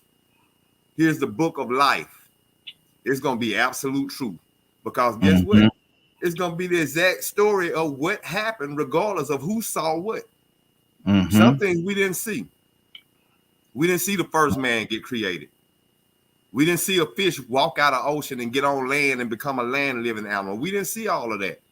We're hypothesizing and theorizing, changing the story all the way around to fit our narrative to make us feel good, and we're still trying to find out. So the way we tell the story, it will never be absolutely true until maybe Judgment Day. But until then, yes, there is absolute truth in history because whatever happened that got us to this point, it really happened. Wow, that's good. That's good. Badger, what's on your heart, brother? Talking about history. You know, I think the truth is out there, but it's also going to be very dependent on your viewpoints. So to get absolute truth, you're going to have to die and talk to your God to get it. Too many hands have been in the alterations of a lot of things people have put trust in. From constitutions to the Bible to whatever else man, especially corrupt human beings, evil human beings, whatever terminology a person wants to use for those kinds of people, will alter history, will alter whatever they have to get people to think the way they want them to think so they can have power over the populace. And a lot of people are in denial about that. They think that none of that's true. They refuse to look at facts. They refuse to look at all kinds of things. Well, tell me that, like, one of the things that, you know, from my viewpoint, looking at the history that have happened to my culture, the history of what happened to y'all, and then just looking across the board, all over the world. People in power usually create two mentalities. Either hate someone else for being different, or if you don't do this, it's going to affect your house, your pocketbook, greed. So let's control you with greed or control you with the belief that you're better than somebody else. So therefore, we can group all of y'all under the one ideal for the benefit of us. And this has been going on through most of the Earth's history. So if there's one absolute truth that people are wanting, to be quite honest, a human being will always get the greed virus and end up changing history or changing beliefs or whatever you want to call it to serve their own personal wants. There's always going to be a human being that does that throughout time. Yeah, that's Utopia isn't going to exist. But the best we can do is fight for balance. That's good. Charles, what's on your heart? And Toussaint, coming to you next. Charles, is there absolute truth in history? And there are absolute truths and there are absolute lies in history. That's just what it is. You got some absolute truths out there. You got some absolute lies. But history itself, if man didn't touch it, like Rico said, is the truth. And one truth is you can't change history. Now, you can lie all you want to, but you can't change it. You can learn later, just like the people who are talking about. See, I ain't going to even get into that with y'all. We learn later if you want to learn. You understand? You can learn things later. Doesn't mean it wasn't there. It just means that you didn't know it. Doesn't mean history had changed. It just means you didn't know that. You understand?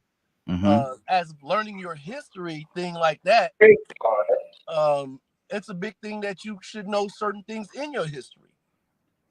Because a lot of times that will enlighten you on how things were then and how your people act now. The people that you call your people. You get what I'm saying?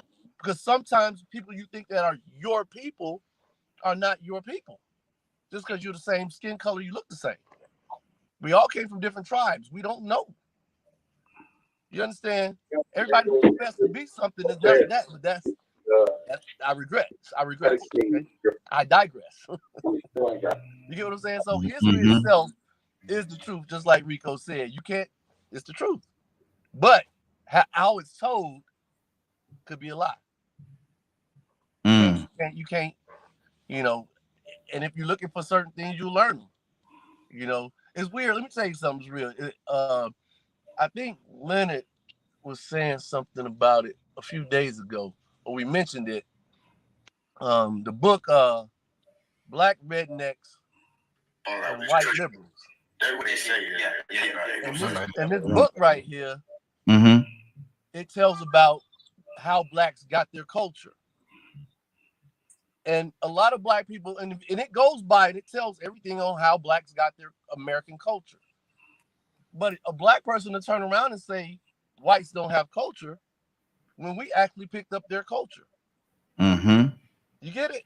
But white people don't have a culture. If you look at history, or if you look at the history that you're told to believe, you wouldn't understand that. Good so deal. You have to read 3 minutes, brother. 3 minutes, brother. Hold on. Let me go. Badger, what did you say, Badger? White people don't have a culture. What does that mean? All we have is Christianity. Is that really a culture? True, man. That's not true. That's not true. So, that is so okay. Not true. Hold on, Charles. See, this is one of the things one of the reasons a lot of the people I know are absolutely concerned about, like, talking about certain things. Because when I've dug into my culture as much as humanly possible, I dug all the way back into the Irish and Scottish and the Europeans and Bretonians and all this stuff. So, yeah, I know. So isn't that culture? So the thing is, Hold on, Charles. Let him talk. Don't do that. All of this research that I've done and all the people I have talked to, maybe there are some other people that might not think the same way a lot of the people I've talked to with, is they were tribal before Romans showed up. When Romans showed up because they had more manpower, there was this teaching that they had to adapt or they were going to be murdered off. True. Which is Catholicism. True. So when Catholicism was forced upon the people of Europe, they lost everything. To find true teachings back all the way to their tribal days is almost at least 98% impossible. Everything's been annihilated. True. So if we want to me, culture goes back to the tribal days. No. So if you want to define a culture, no, our culture stems from mute your line, Charles. Hold on, Badger. Mute your line, Charles, because you're interrupting every time you say something, and I want to be able to hear what he's saying. Go ahead, Badger. So if you take Catholicism, what was done in the European days, and then the kings and queens and the popes back then used it to determine who had to pay taxes, who didn't, what was considered witchcraft, what was considered pagan, and so on, which the Puritans got fed up with it and came over here and then started pushing their ideas on the people here. You know, so slaves have been around a long time. Genocide has been around for a long time. And if you truly ask a white person what their culture is, and if they truly think about it, all we have is what the Bible has taught. Because what else is there? So the people that are in power that decided how that book was supposed to be taught have led to racism, has led to KKK, has led to Nazis, and has led to a lot of other evil things because of the evil people that used those teachings in their personal manner. And the reason I'm speaking the way that I'm speaking is I have to live white every day. I've been in these conversations. I've been in these talk groups. I've talked about this all the time. That's why we're searching. That's why we be wiggers or whatever the terminology is. That's why we're trying to learn the Native American stuff and the herbology stuff, because we're having to learn it from other human races because we don't have that knowledge anymore. Okay.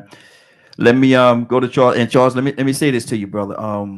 All due respect, it's very difficult. It's very difficult to tell somebody, because he said we, so he identifying himself the white part of his code, his existence right now, bruh.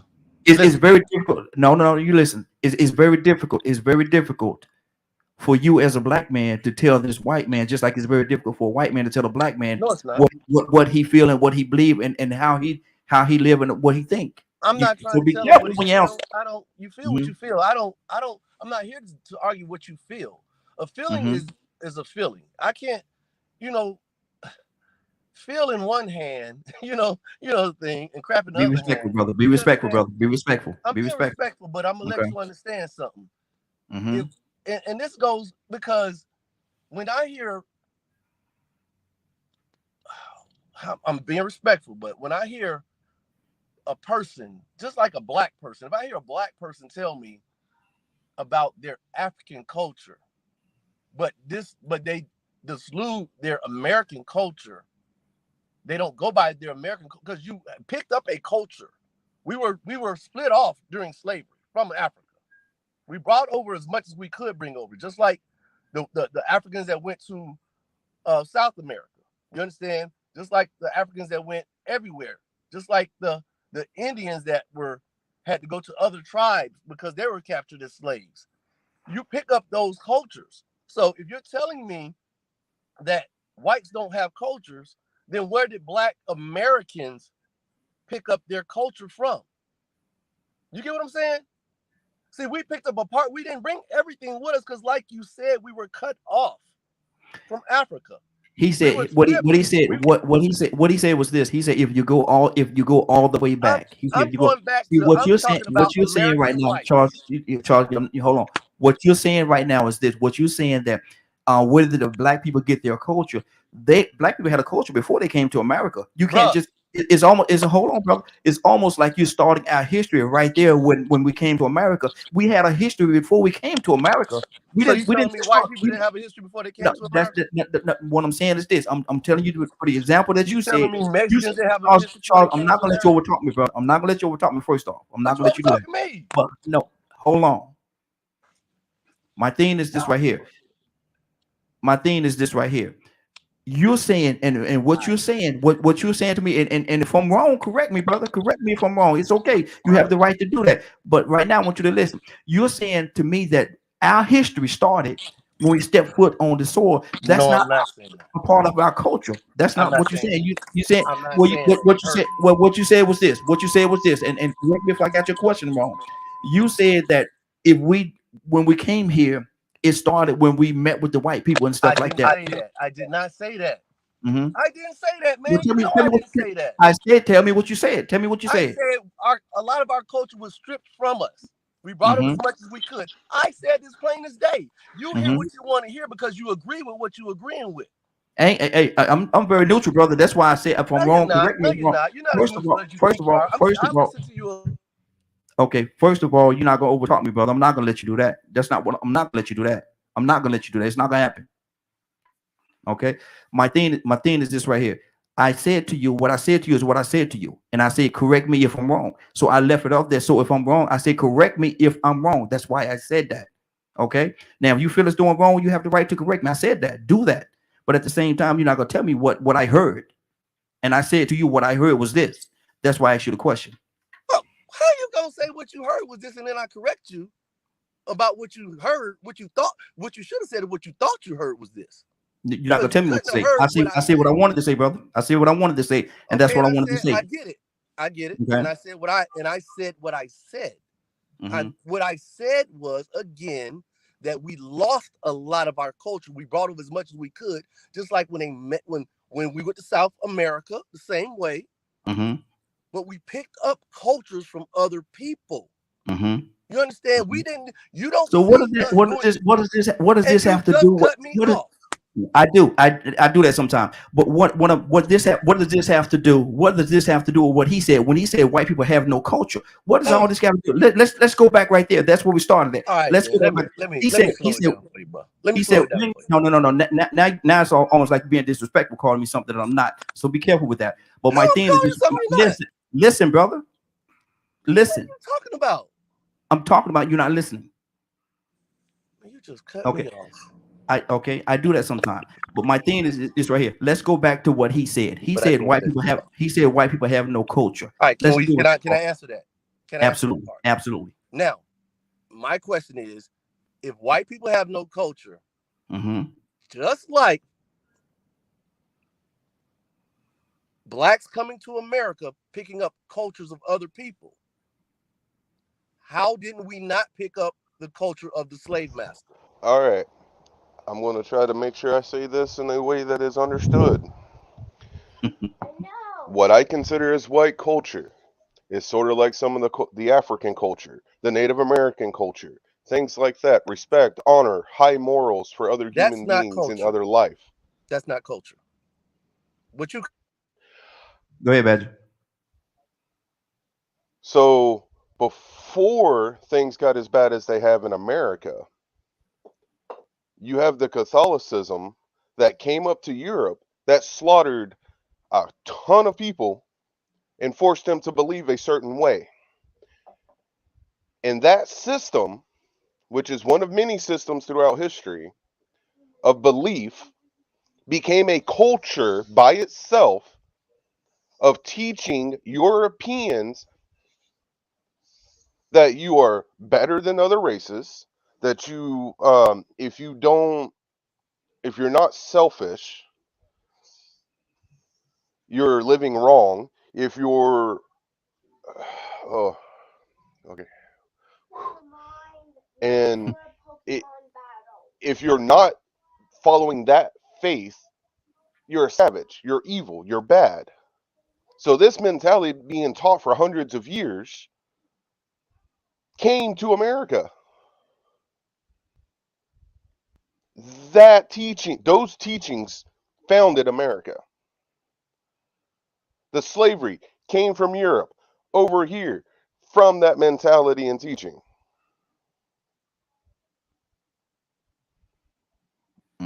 Okay. Now, these are facts. These are factual. If you actually do the research and look through all this, and I'm not talking about the activists and everything else, I'm just talking about historical facts, then you'll actually know what I'm talking about. Okay. Leonard, what's on your heart, brother? Goddess. Huh? What's up, Goddess? Good morning. I'm just listening because it is one of those things where we were talking about absolutes. How either one of y'all absolutely right? Agreed. I mean, the point is the information is there. Go look at it. I would never go back and forth with anybody about anything. First of all, I don't care that much. And then one, I can take this information, go find out. Show me where to go, since that's the truth. Show me to the information you have. Let me go look at that. Let me go look. What what wouldn't do is sit there and go back and forth with somebody about their perception. That does not entertain me at all. But I think that we're finding out that people come from different points of view. One could be, there could be just as good as argument as what is and what is not culture. Law, you know, it just depends on what you want to do. I don't care what you say. If you've been here and you born and raised here, one, you are a part of American culture. And a person born here can say that, one, they don't understand that.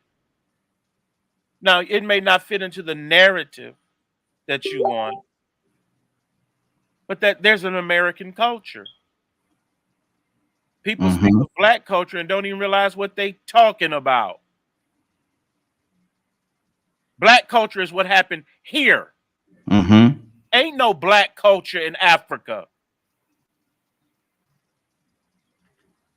So you have to understand what's really what you're talking about. Are you just disagreeing because you don't like it? Are you just not happy with what you found out? Does it not fit your argument? Just look at it. It is. What you gonna do with it?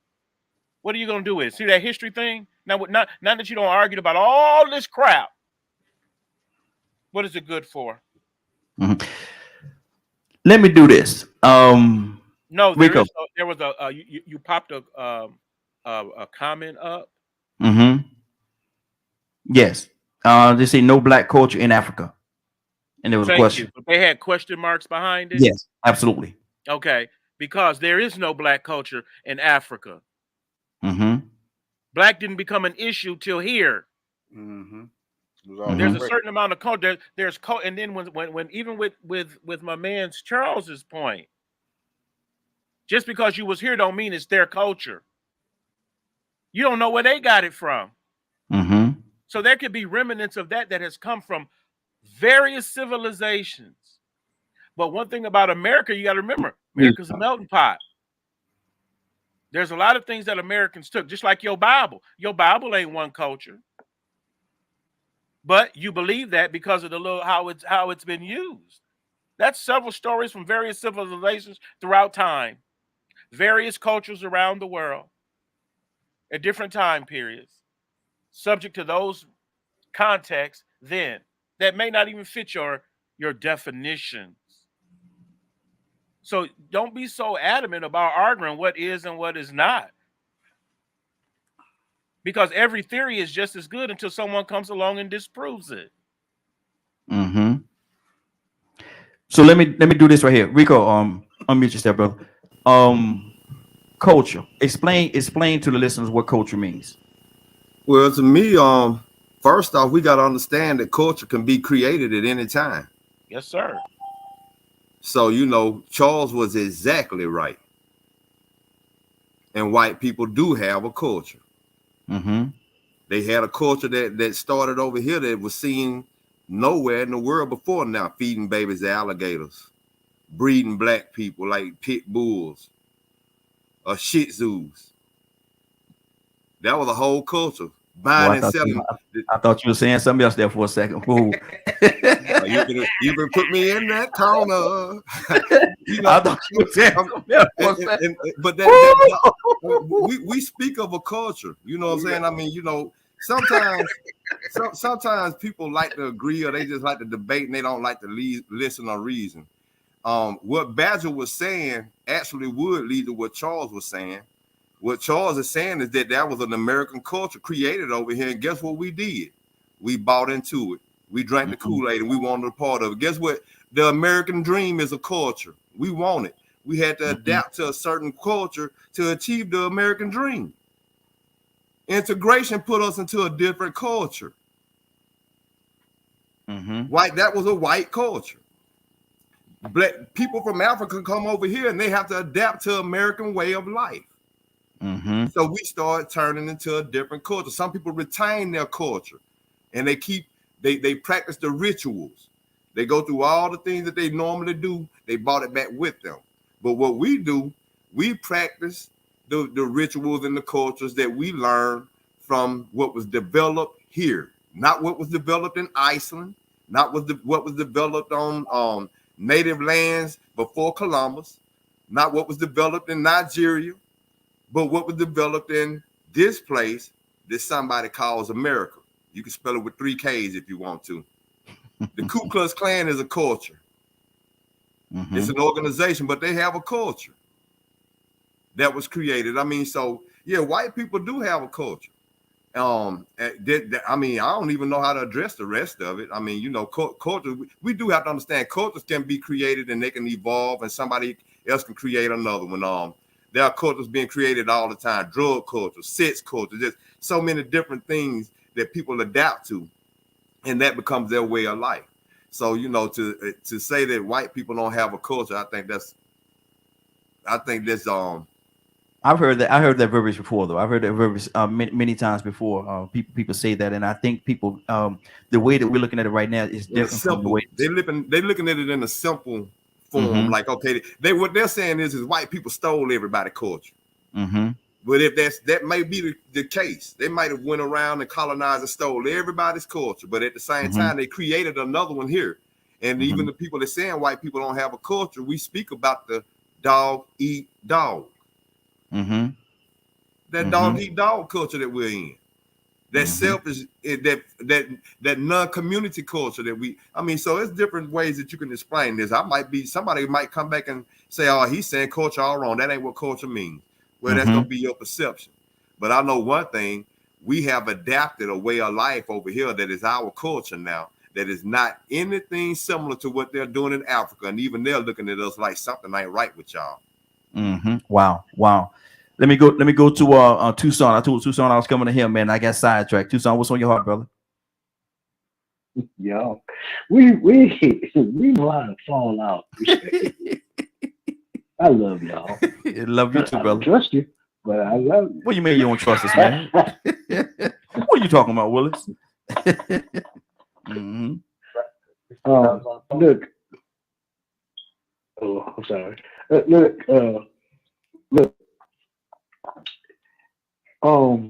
And it's just me. Let me use this for example.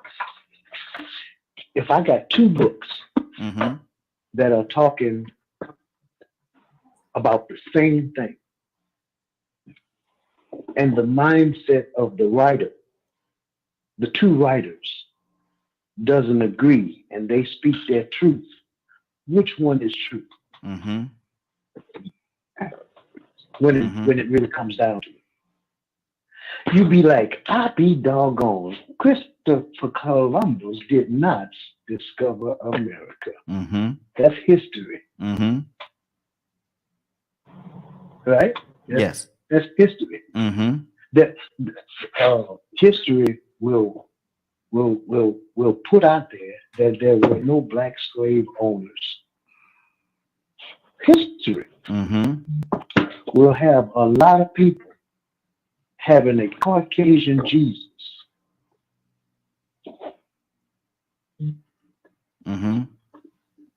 You can have the rest of the minute. Okay. Friday. Good morning. How you doing this morning? How you doing? Doing good, sis.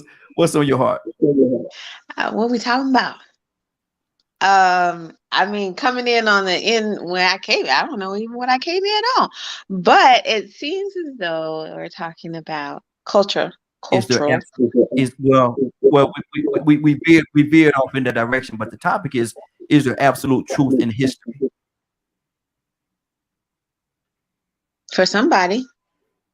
There is absolute truth that's told in history for somebody, because that's what they wanted to believe. The challenge is deciphering what has taken place in history, because for every action there's a reaction, and there's a impact that occurs. So I guess the best way what I'm trying to articulate is a tsunami can happen, but the tsunami a lot of times happens because there was something else that took place. A lot of times it's an earthquake or some type of massive vibration that occurred that causes the tsunami to occur. So at what point you interject or jump into the line of history and follow that particular line of vibration will determine what truth happened in that area. So the impact of a volcano erupting in one place, they're going to have ashes and lava and things happening, rocks destroying houses, but miles and miles and miles and miles away, there's going to be potentially water damage from a tsunami that came from that same event that occurred from the volcano. So the events take place, and that is something that is absolute. The results of how that affect the environment around it is going to be varied, but it's still going to be absolute truth to that area of impact. So I can't say that if I'm suffering because of the tsunami wiping out my home, or something like when I lived in Japan and we had this storms and monsoon come and all these other things, what triggered it was still an absolute truth in history for someone else that had a different type of impact from it. So even though I didn't get the lava and the stones, doesn't mean that that is not an absolute truth for me from the same event. Wow, that's good. That's good. Cassandra? Don't forget I'm on the phone. Hey, I'm on the phone. I'll come right back to you. Cassandra, what's on your heart? No, you can let who's that? Goddess. Goddess. Yeah, let them go ahead. Goddess, good morning. How you doing this morning? We're gonna take it back to the culture thing. What did you hear in that culture thing? Is there a culture? Is there not a culture? Is there a lack of culture? Is there a stolen culture? Or what is it?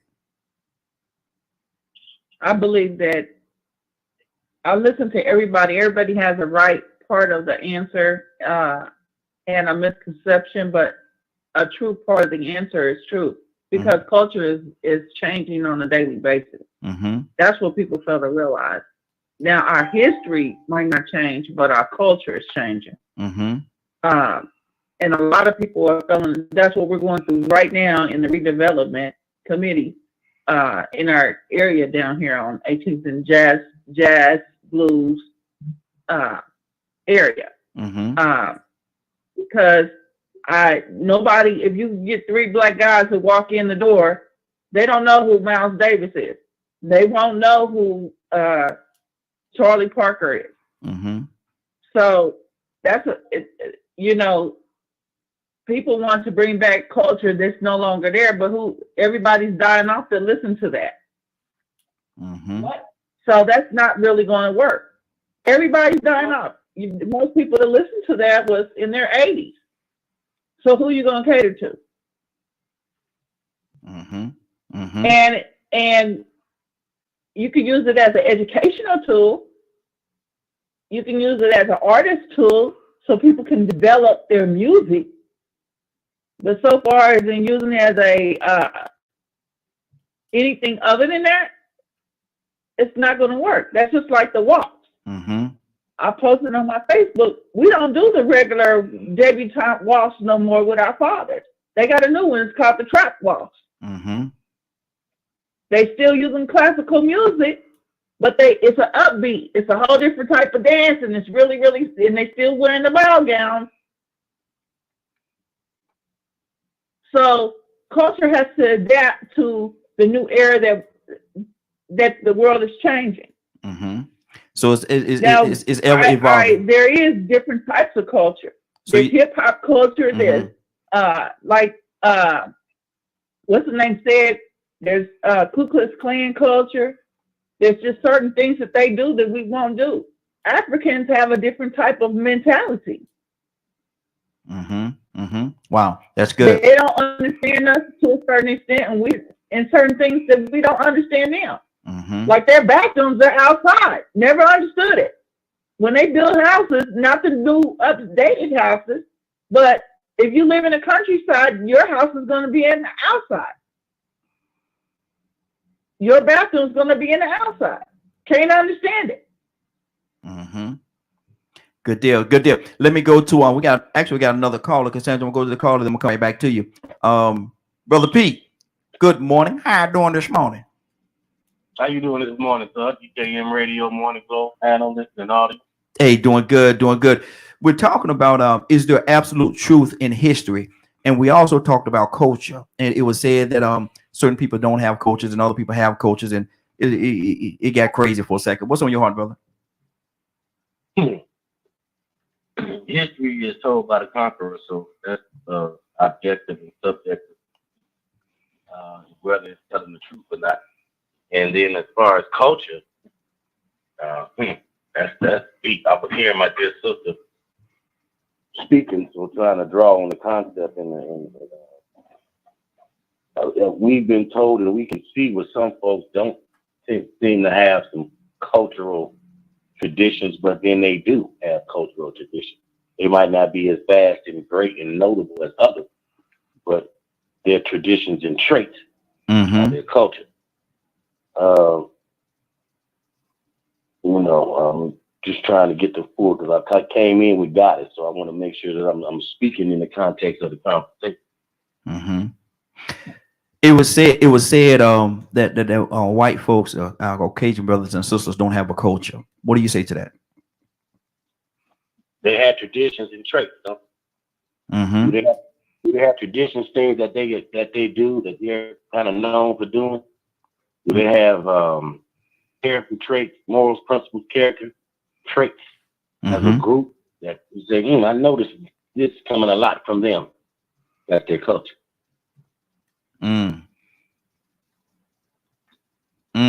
Okay. I mean, I could go a lot of it's 10 different ways I could go on that right there. There's 10 different directions I could go, but let me go to Cassandra. Cassandra, what's on your heart? Yeah, it's well, of course we know that they have culture. I think, I don't know the context that Badger meant it in, because sometimes our wording are different. But everybody has culture. There are some things that are part, your social, your art. Everybody has something that makes them a part of a culture. You know what hurts me the most about Black people is, first of all, so much of who we are was changed. And somebody mentioned the fact that we took on the European or the American culture instead of keeping our own. It was hard. It was beaten out of us a lot of times. So there are things like we found out, my daughter and I did the African ancestry DNA, and we found out that that I'm from, my family is from Sierra Leone area, the Meme tribe, I think it is.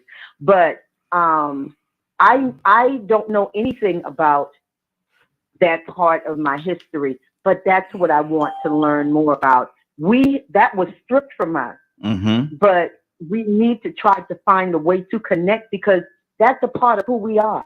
That's a part of who we are. And when you don't have your history, it affects long term, your family. I don't know how else to put it. Yeah. It does affect us when we don't know where we're from. Absolutely. Absolutely. Good deal. Mr. Deal? Right. You good? Phone? Huh? I think you had somebody. Did you forget I'm on this phone? No, I didn't forget you was on this phone, brother. I had to mute you about 4 or 5 times because you had 4 or 5 different conversations going on in the background. So how I'm gonna forget? I done muted you about 3 or 4 times because you've been talking to other people while we had to listen to your conversation on the other side. Young folk got culture. Good morning. Exactly. You talking to 4 or 5. You talking to 4 or 5 different people. I'm keeping having to mute you because you talking to this person. But I've been talking myself for the last 10, 15 minutes. What I'm just saying. You asked did I forget? I didn't forget. You got another conversation going on. What's on your heart, brother? Well, I just want to say, I'm gonna say it, I'm gonna say it because it's what I believe. Number one, first, every culture on the existence of this planet derives off of the noun. Mm-hmm. Culture is nothing but a way of life. Ways of life tend to transition or evolve. Mm-hmm. But every single form of culture derives from the noun. Everything taught in terms of science, math, reading, writing, arithmetic derives from Kemet, from the walls of Kemet. Mm-hmm. Now, cultures can transition. Culture is nothing but a way of life. There's 4 types of culture. There's a clan culture, adhocracy culture, there's a capital culture, and I always forget the 4th. Culture is nothing but a way of life. Now, Badger was right to say that white folks don't have a culture because they stole all cultures. They stole a bunch of cultures, put them together, and said, "This is our culture." And then because they were the dominant force, they made everybody then transmogrify into that. Although it goes totally against what we all know. Mm-hmm. But at the end of the day, listen, black folk, we're not going to keep being self-haters. Because when we self-hate, what we deny is the truth of who we really are. And we don't even accept the fact, Cassandra said something so very important to the issue at hand. Cassandra said something about how she didn't know, and the truth be told, it was beaten out of us. Mm-hmm. Well, it being beaten out of us in American culture is just the beginning. It didn't stop there. If y'all don't believe me, go on Google, look up memorandum code number 46. It's either 46 or 48. After you look that up, I think it's called the Tiger Paw 2001. It was written by Mr. Brzezinski himself during the Carter administration. Him and Carter wrote this, I don't want to say a manifesto, but basically it's a manifesto. Mm-hmm. And Memorandum Code 46 tells you that the American CIA and government at the time worked feverishly to stop African Americans from connecting to the Africans. Mm-hmm. And there were leaders in Africa who wanted us to reconnect, who was willing to give us money and everything to establish ourselves here in America. And there was a CIA effort to block that. Mm-hmm. If you read, for example, I talk about it all the time. If you just read the Willie Lynch letter, that was the destruction of the African American culture and diaspora. That was the destruction of it. That was what we would call as spiritual people, the idea of a house divided against itself will not stand. 3 minutes, Kurt. Mm-hmm. So everybody is on point, but I mean, we arguing, we kind of disagreeing if it's true or if it's false, when history shows us what is true and what is false. True history. Mm-hmm. Not what we've been learning, not what we've been taught, not what Texas has approved. True history. Mm-hmm. Wow. Good deal. Good deal. Badger, what's on your heart, brother? Talk to me. Well, I'm just sitting here listening to a lot of things because, you know, one of the points I was trying to make, which even Leonard hit on, which is what I was doing my best to get to, and I didn't know North Africa and Mediterranean and Israel and those things were white people, so that's a new concept I need to learn. Mm-hmm. That's very interesting. I didn't. So, looking at how something going on back there. Romans paid attention, the people in power in Rome that took over Greece, that ended up adopting Judaism and turned it into Roman Catholic, which ended up becoming this Jesus thing of Catholicism, which ended up going into the different branches of Christianity over time, you know, and it's not me trying to bash it at all. I'm targeting the people in power that do everything they can to keep us separated. Now, if you want to call that culture, I'm not going to disagree with it because we're all guilty of it. To some degree, we're guilty of following this culture. Mm-hmm. So what I'm doing my best to get out is I always found it interesting because it's called white culture. And looking at the foundation of what America was based on, you know, in God we trust, and looking at where that came from, I didn't know those people were white. But apparently, because it was adopted by light-skinned Europeans and people from England and things like that, which it was forced upon, and since the majority of the light-skinned people are the ones that, you know, use this concept of, hey, we have more power, more guns, let's use these illusions and misdirections of something that's supposed to be teaching love and use it for our own personal gain. Mm. Now, that's what I'm aiming at, is there's this culture of what can we use to put the other person down. Okay. Let's go to on Toya with a T. Toya, you there?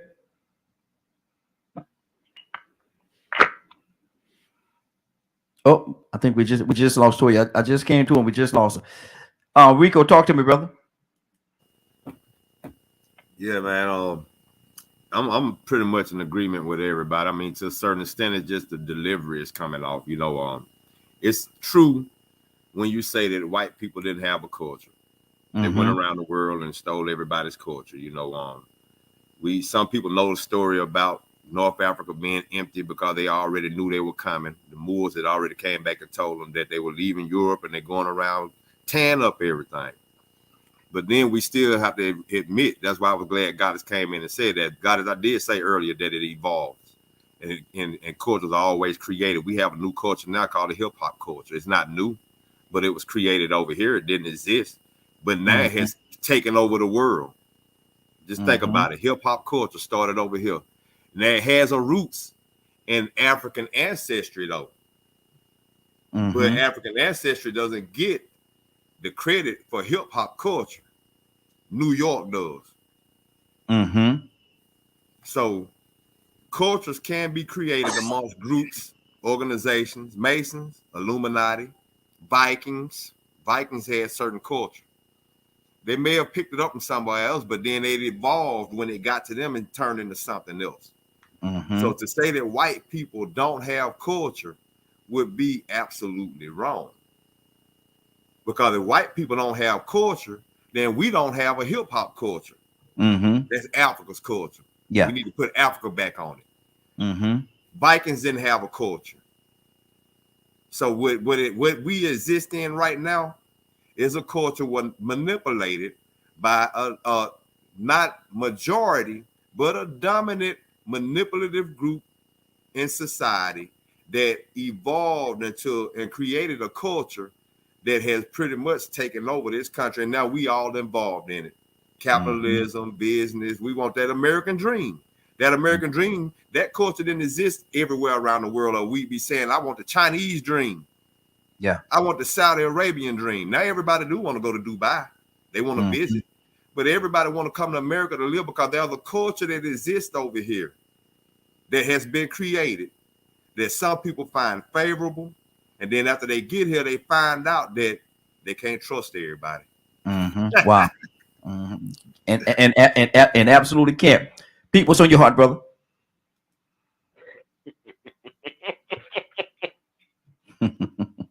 Well, there it is.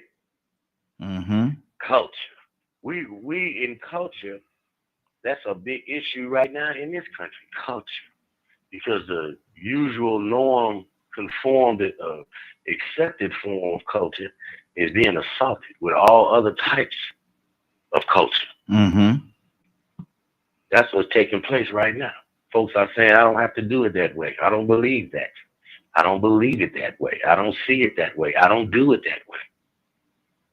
It's a culture war taking place right now because individuals are starting to take on their own personal traits and support their own belief systems. Culture is absolutely important. I was taught culture is basically the things that reinforce you to yourself. Reinforce back to you who you are, to your root system, to your foundation, your principles, your spirituality, right? Your concepts, your beliefs. It's your general basic beliefs. So culture is very important. And certainly we're in a culture war right now if we're paying attention. Absolutely. Mr. Leonard, anything on your heart, brother? Nah, I'm good. You good? You good? Leonard? What's going on, Raheem? What's on your heart, brother? Talk to me. I'm listening, man. Hey, like you said, it gets very convoluted when, people don't share the same definitions and things like that. Instead of just saying, people fighting about culture, one thing that Black people will never admit, that they just as guilty as anybody else when it comes to this culture thing. Because there are some things that people believe about culture that is just not true. You don't own it. You don't own it. Kurt hit on it. Culture is dynamic. What the 5 basic characteristics when it comes to culture, and it usually involves learning, you share, you got some symbols, and things are integrated and dynamic, which means that the reason why y'all keep going back and forth is because of racism. Because you can't see culture as simply just a characteristic of a group of people. All human beings have culture. All human beings have culture. It's what ties you to other human beings. I like what Pete says. The way you can identify your culture is what is reinforced around the people that you call relatives in your groups or what have you, how you do things, how you behave, how you relate to one another. That's culture. But see, y'all want it to have something to do with the color of your skin. Excuse me. And then people want to add all this racism to it. The problem with hip hop now is people come out, they just stealing this. It wasn't yours in the first place. Anybody, you're not born with culture. You have to learn it. It's not biological at all. So if you don't allow to be trapped by this race issue, you can better understand culture. Good deal. Friday, what's on your heart, sis? January 6th of 2021 was a public and global display of a culture that was trying to be affirm, reestablish, and held on to. So I would say that, you know, to the statement of this Caucasian, white people, gray people, I don't know, but whatever terminology you want to utilize to describe or label, has a culture. And as far as for here in America, that as we would deem core cultural traits for what has been the loudest of Caucasians as far as it trying to dictate the rest of the United States was on full display on January 6th of 2021. And now that is an absolute truth of history. Now, all of the vibrations or ramifications or frequencies, energies that resonated from that act, we'll just say January 6, 2021, was the volcano, right? That I referenced to earlier.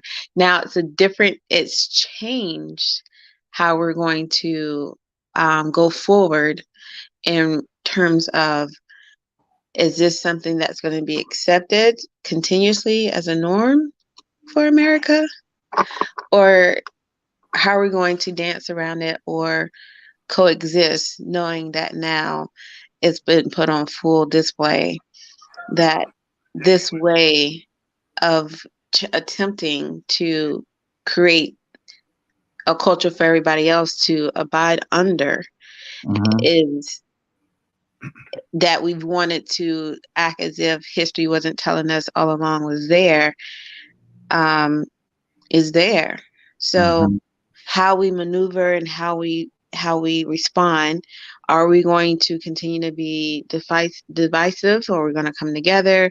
Are we going to see, you know, that we can have our individual ways about us, but are we willing to say, you know, within culture of our own and as a whole of a country, are we willing to say what we know to be right and wrong is right and wrong and stand on that as a culture, and then from there, you know, figure out or be a part of something that everybody can contribute to.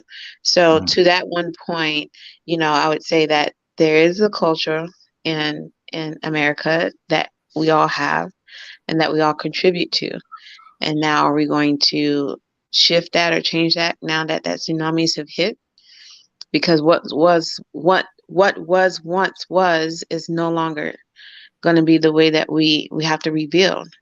We're not, you know, what are we going to keep on and holding on to, and what are we going to create new? Absolutely. Pete, what's on your heart? Pete, what's on your heart? I just came to Pete. Look at my list here. Let me go to Charles. Charles, what's on your heart, brother? Welcome back. I'm just getting back, man. I'm at work. Can y'all hear me? Yes. Yeah, we hear you. Talk to me. Can you hear me? Yes, sir. We hear you. Charles, can you hear me? Yes, we can hear you. We can hear you. Yeah. Oh, okay. I don't know, man.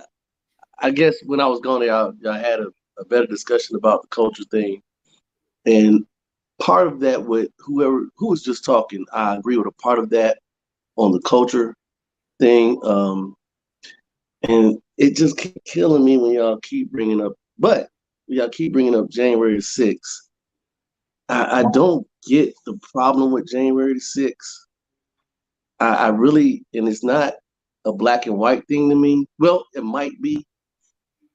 Hey, Charles, black folks, we should look at. Hey, Charles, I don't want to I'll step on you there, man. But I want help me understand. You know, you say not me because I know you, but to my listeners, help us understand why you say that you don't have a problem with January the 6th, and you don't understand why. Help them understand what exactly you mean when you say that. Because if you find something that you don't like that the government has done, even though I know that it had to be partial of an inside job, but we're not going to go there because there's no way you're going to get inside that place if they don't let you in that place. I know that for a fact. I've been there before, so I know that.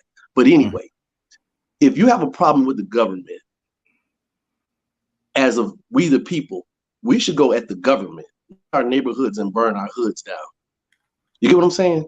So if the government been treating blacks a certain way for so long, why are we marching on the government things that other people do to the government?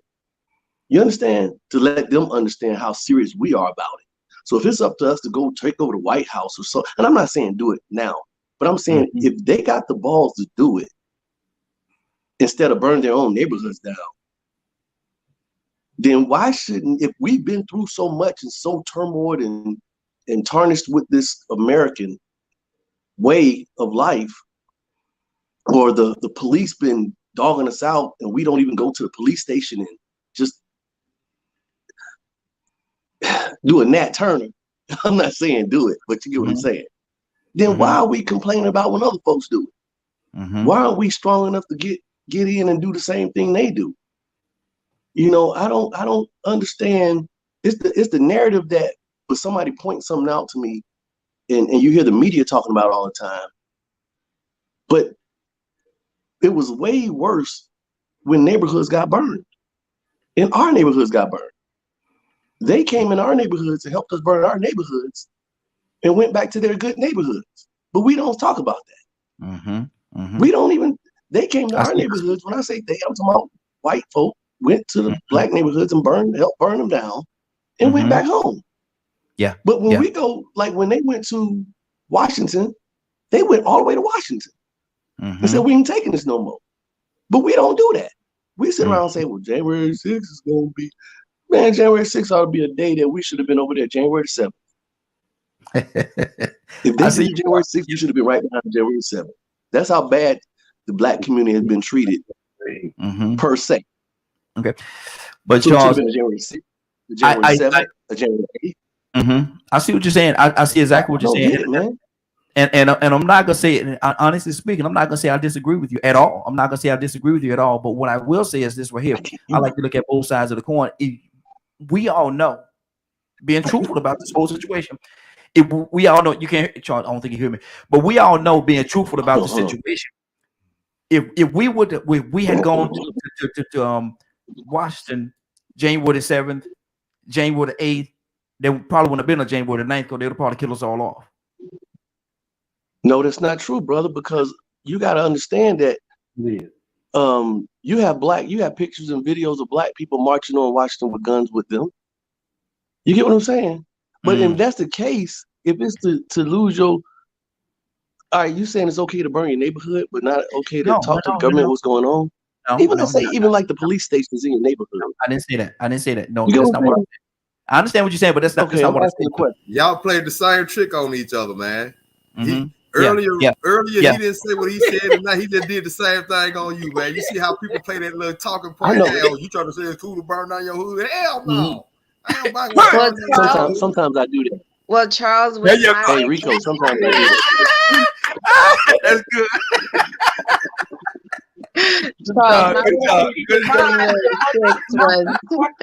In our neighborhood is not black owned. Oh, you dirty boy. Rico, shut up, man. Let me. You dirty boy. You dirty. A lot of the stores that's in our neighborhood are not black owned. So that's what the ones they burned down. Wait, hold on, man. I can't hear. Go ahead, Carter. Charles, you dirty boy. You dirty. Charles, the stores that were burned down in their neighborhood were not black owned. They raised prices. It was called ghetto marketing. They did a whole lot. And we got to realize we as African American people are so far removed from our indigenous customs and knowledge due to enslavement and colonization that we generally will not listen to our own African people regarding healing and our actual culture of what we eat and how to heal ourselves from based off the culture what we've always ate. Like I grew up eating chitlins. I ain't gonna lie, but I didn't know they was from slavery. We had to eat those from slavery. don't want no I chitlins. still like chitlins, I don't but want will no I eat them now? No, because I'm eating on a different level to heal my body. I don't eat for taste. I eat for life, I don't want no chitlins. to live. I don't want no chitlins. And there's different cultures. You have to understand that generally we don't listen to our own people regarding healing unless it was confirmed or approved by the Eurocentral culture. Wow, man, I'm looking at.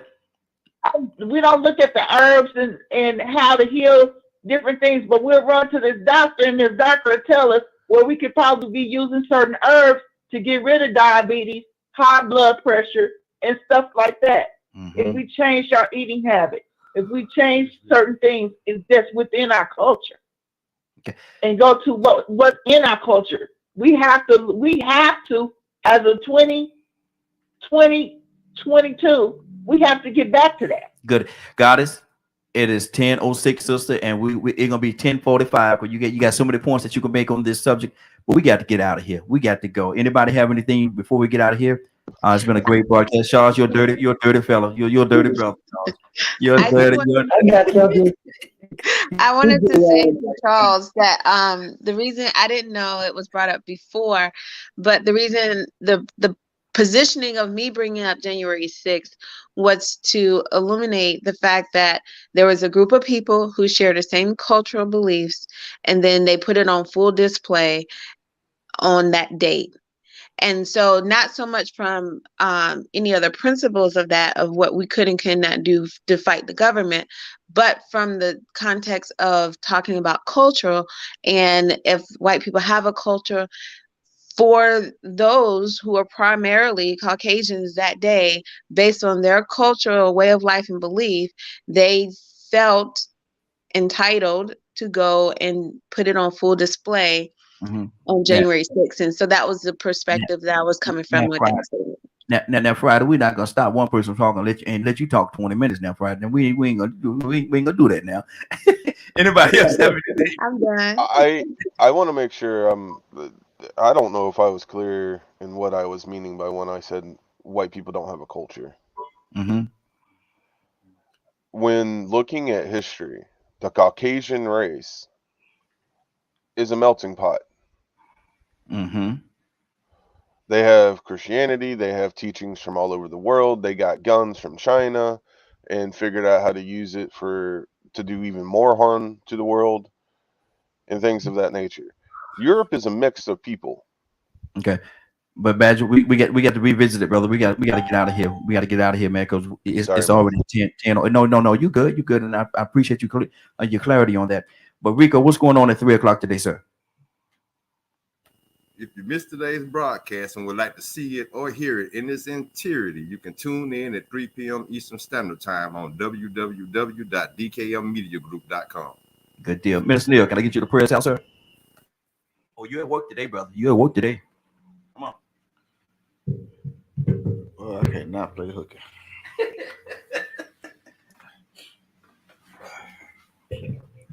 All hearts and minds are clear. Again, it was a very, very educational discussion this morning. And to all my brothers and sisters, I want you to know that God is definitely in the fixing business. Yes, sir. Yes, sir. And as we go to the throne of grace, we want to remember the ones who are sick and shut in. And I say that to you because I just got them just reading my phone. I just got a text from 2 people that said they got COVID and they've been hospitalized. So I definitely want to continue to keep them in prayer as well. Blessed, gracious, and wonderful Father, we come to you at this time, thanking you for a day that you have made, that we're healthy enough to be here, to be on this panel, to discuss the world situation and issues that are going on. But we ask you right now in the name of Jesus to continue to strengthen us and continue to keep us with the blood of Lamb that has been come down from yonder's cross. We thank you right now, Lord, for the health that we have, that the love that you have set upon us to give us to be in our right minds and our right bodies and to be able to walk around and talk right now, Lord. Lord, even though the disagreements was on different sides of the coin, Father God, we know that we come together when we call out the name of Jesus. So we ask you right now to look down on each and every one that who's hearing the tone of my voice right now, Lord. Look down on the families that have loved ones that are sick right now. Lord, we blessing you right now, Lord, for this power. Continue to strengthen them and keep them, Lord. Keep them in a mighty way right now, Lord. Keep them away from the world that has evil intentions for them. Lord, we ask you right in the name of Jesus to continue to strengthen the ones who are caught between two opinions. Let them know that the only truth right now is in the word of God. Let them know the only truth is in the Lamb. We thank you right now, Lord, and we love you for all that you have done and that what you continue to do. And Lord, we already know the word has already declared that you have already come, and it declared that you are coming again. So we thank you and we love you. And when it's yours to call for our answer, Lord, we pray that you lift up to your kingdom. You crown each every one of us. In the blessed sweet name of my King Jesus and the Savior. Amen, amen, amen. Amen. It's been a great broadcast. I want to thank everybody for joining us, man. It's been a great broadcast. We covered the whole spectrum today. We covered the whole spectrum of a lot of different things, man. And I definitely enjoyed each and every one of you all, man. I'm gonna say it again. We family. Do we always get along? Absolutely not. Do we have discussions? Absolutely. But at the end of the day, when it's all said and done, it's all done out of love. Love, honor, and respect for each other. It is now 10:12. 10:12. I want to thank everybody for joining us. And more than that, I want to thank you for allowing DK and Media Group and Associates and the Morning Glow for being a part of your dude, man. Gave me a note telling me I need my money. I was gonna ask him, did he get that check that you ain't sent in the mail? I know you had to come through there and get that check you ain't mailed in.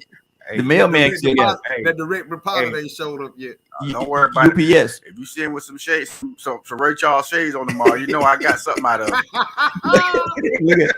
Look. How they say back? They just say back in Florida. I know they say it in Florida too, because they definitely say it in Greensboro. Get it like Drac. I ain't never heard Right, he gonna come out tomorrow talking about some looking like on Where My Daddy Records.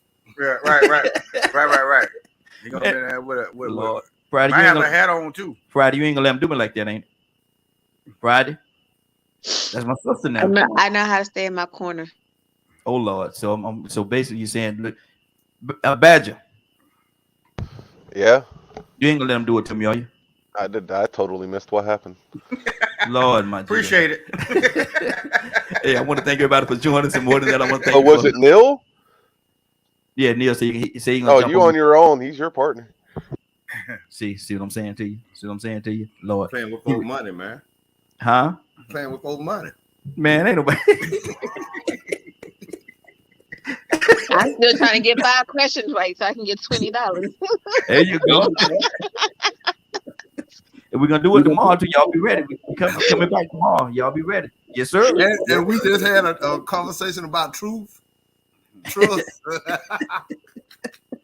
Listen, man, we got to get this 10:14. I want to thank everybody for joining us. And more than that, I want to thank you for allowing DK and Media Group and Associates at the Morning Glow for being a part of your day. It is 10:14. You're about to exit the Morning Glow. But before you go, I want you to do me 2 favors, if you will.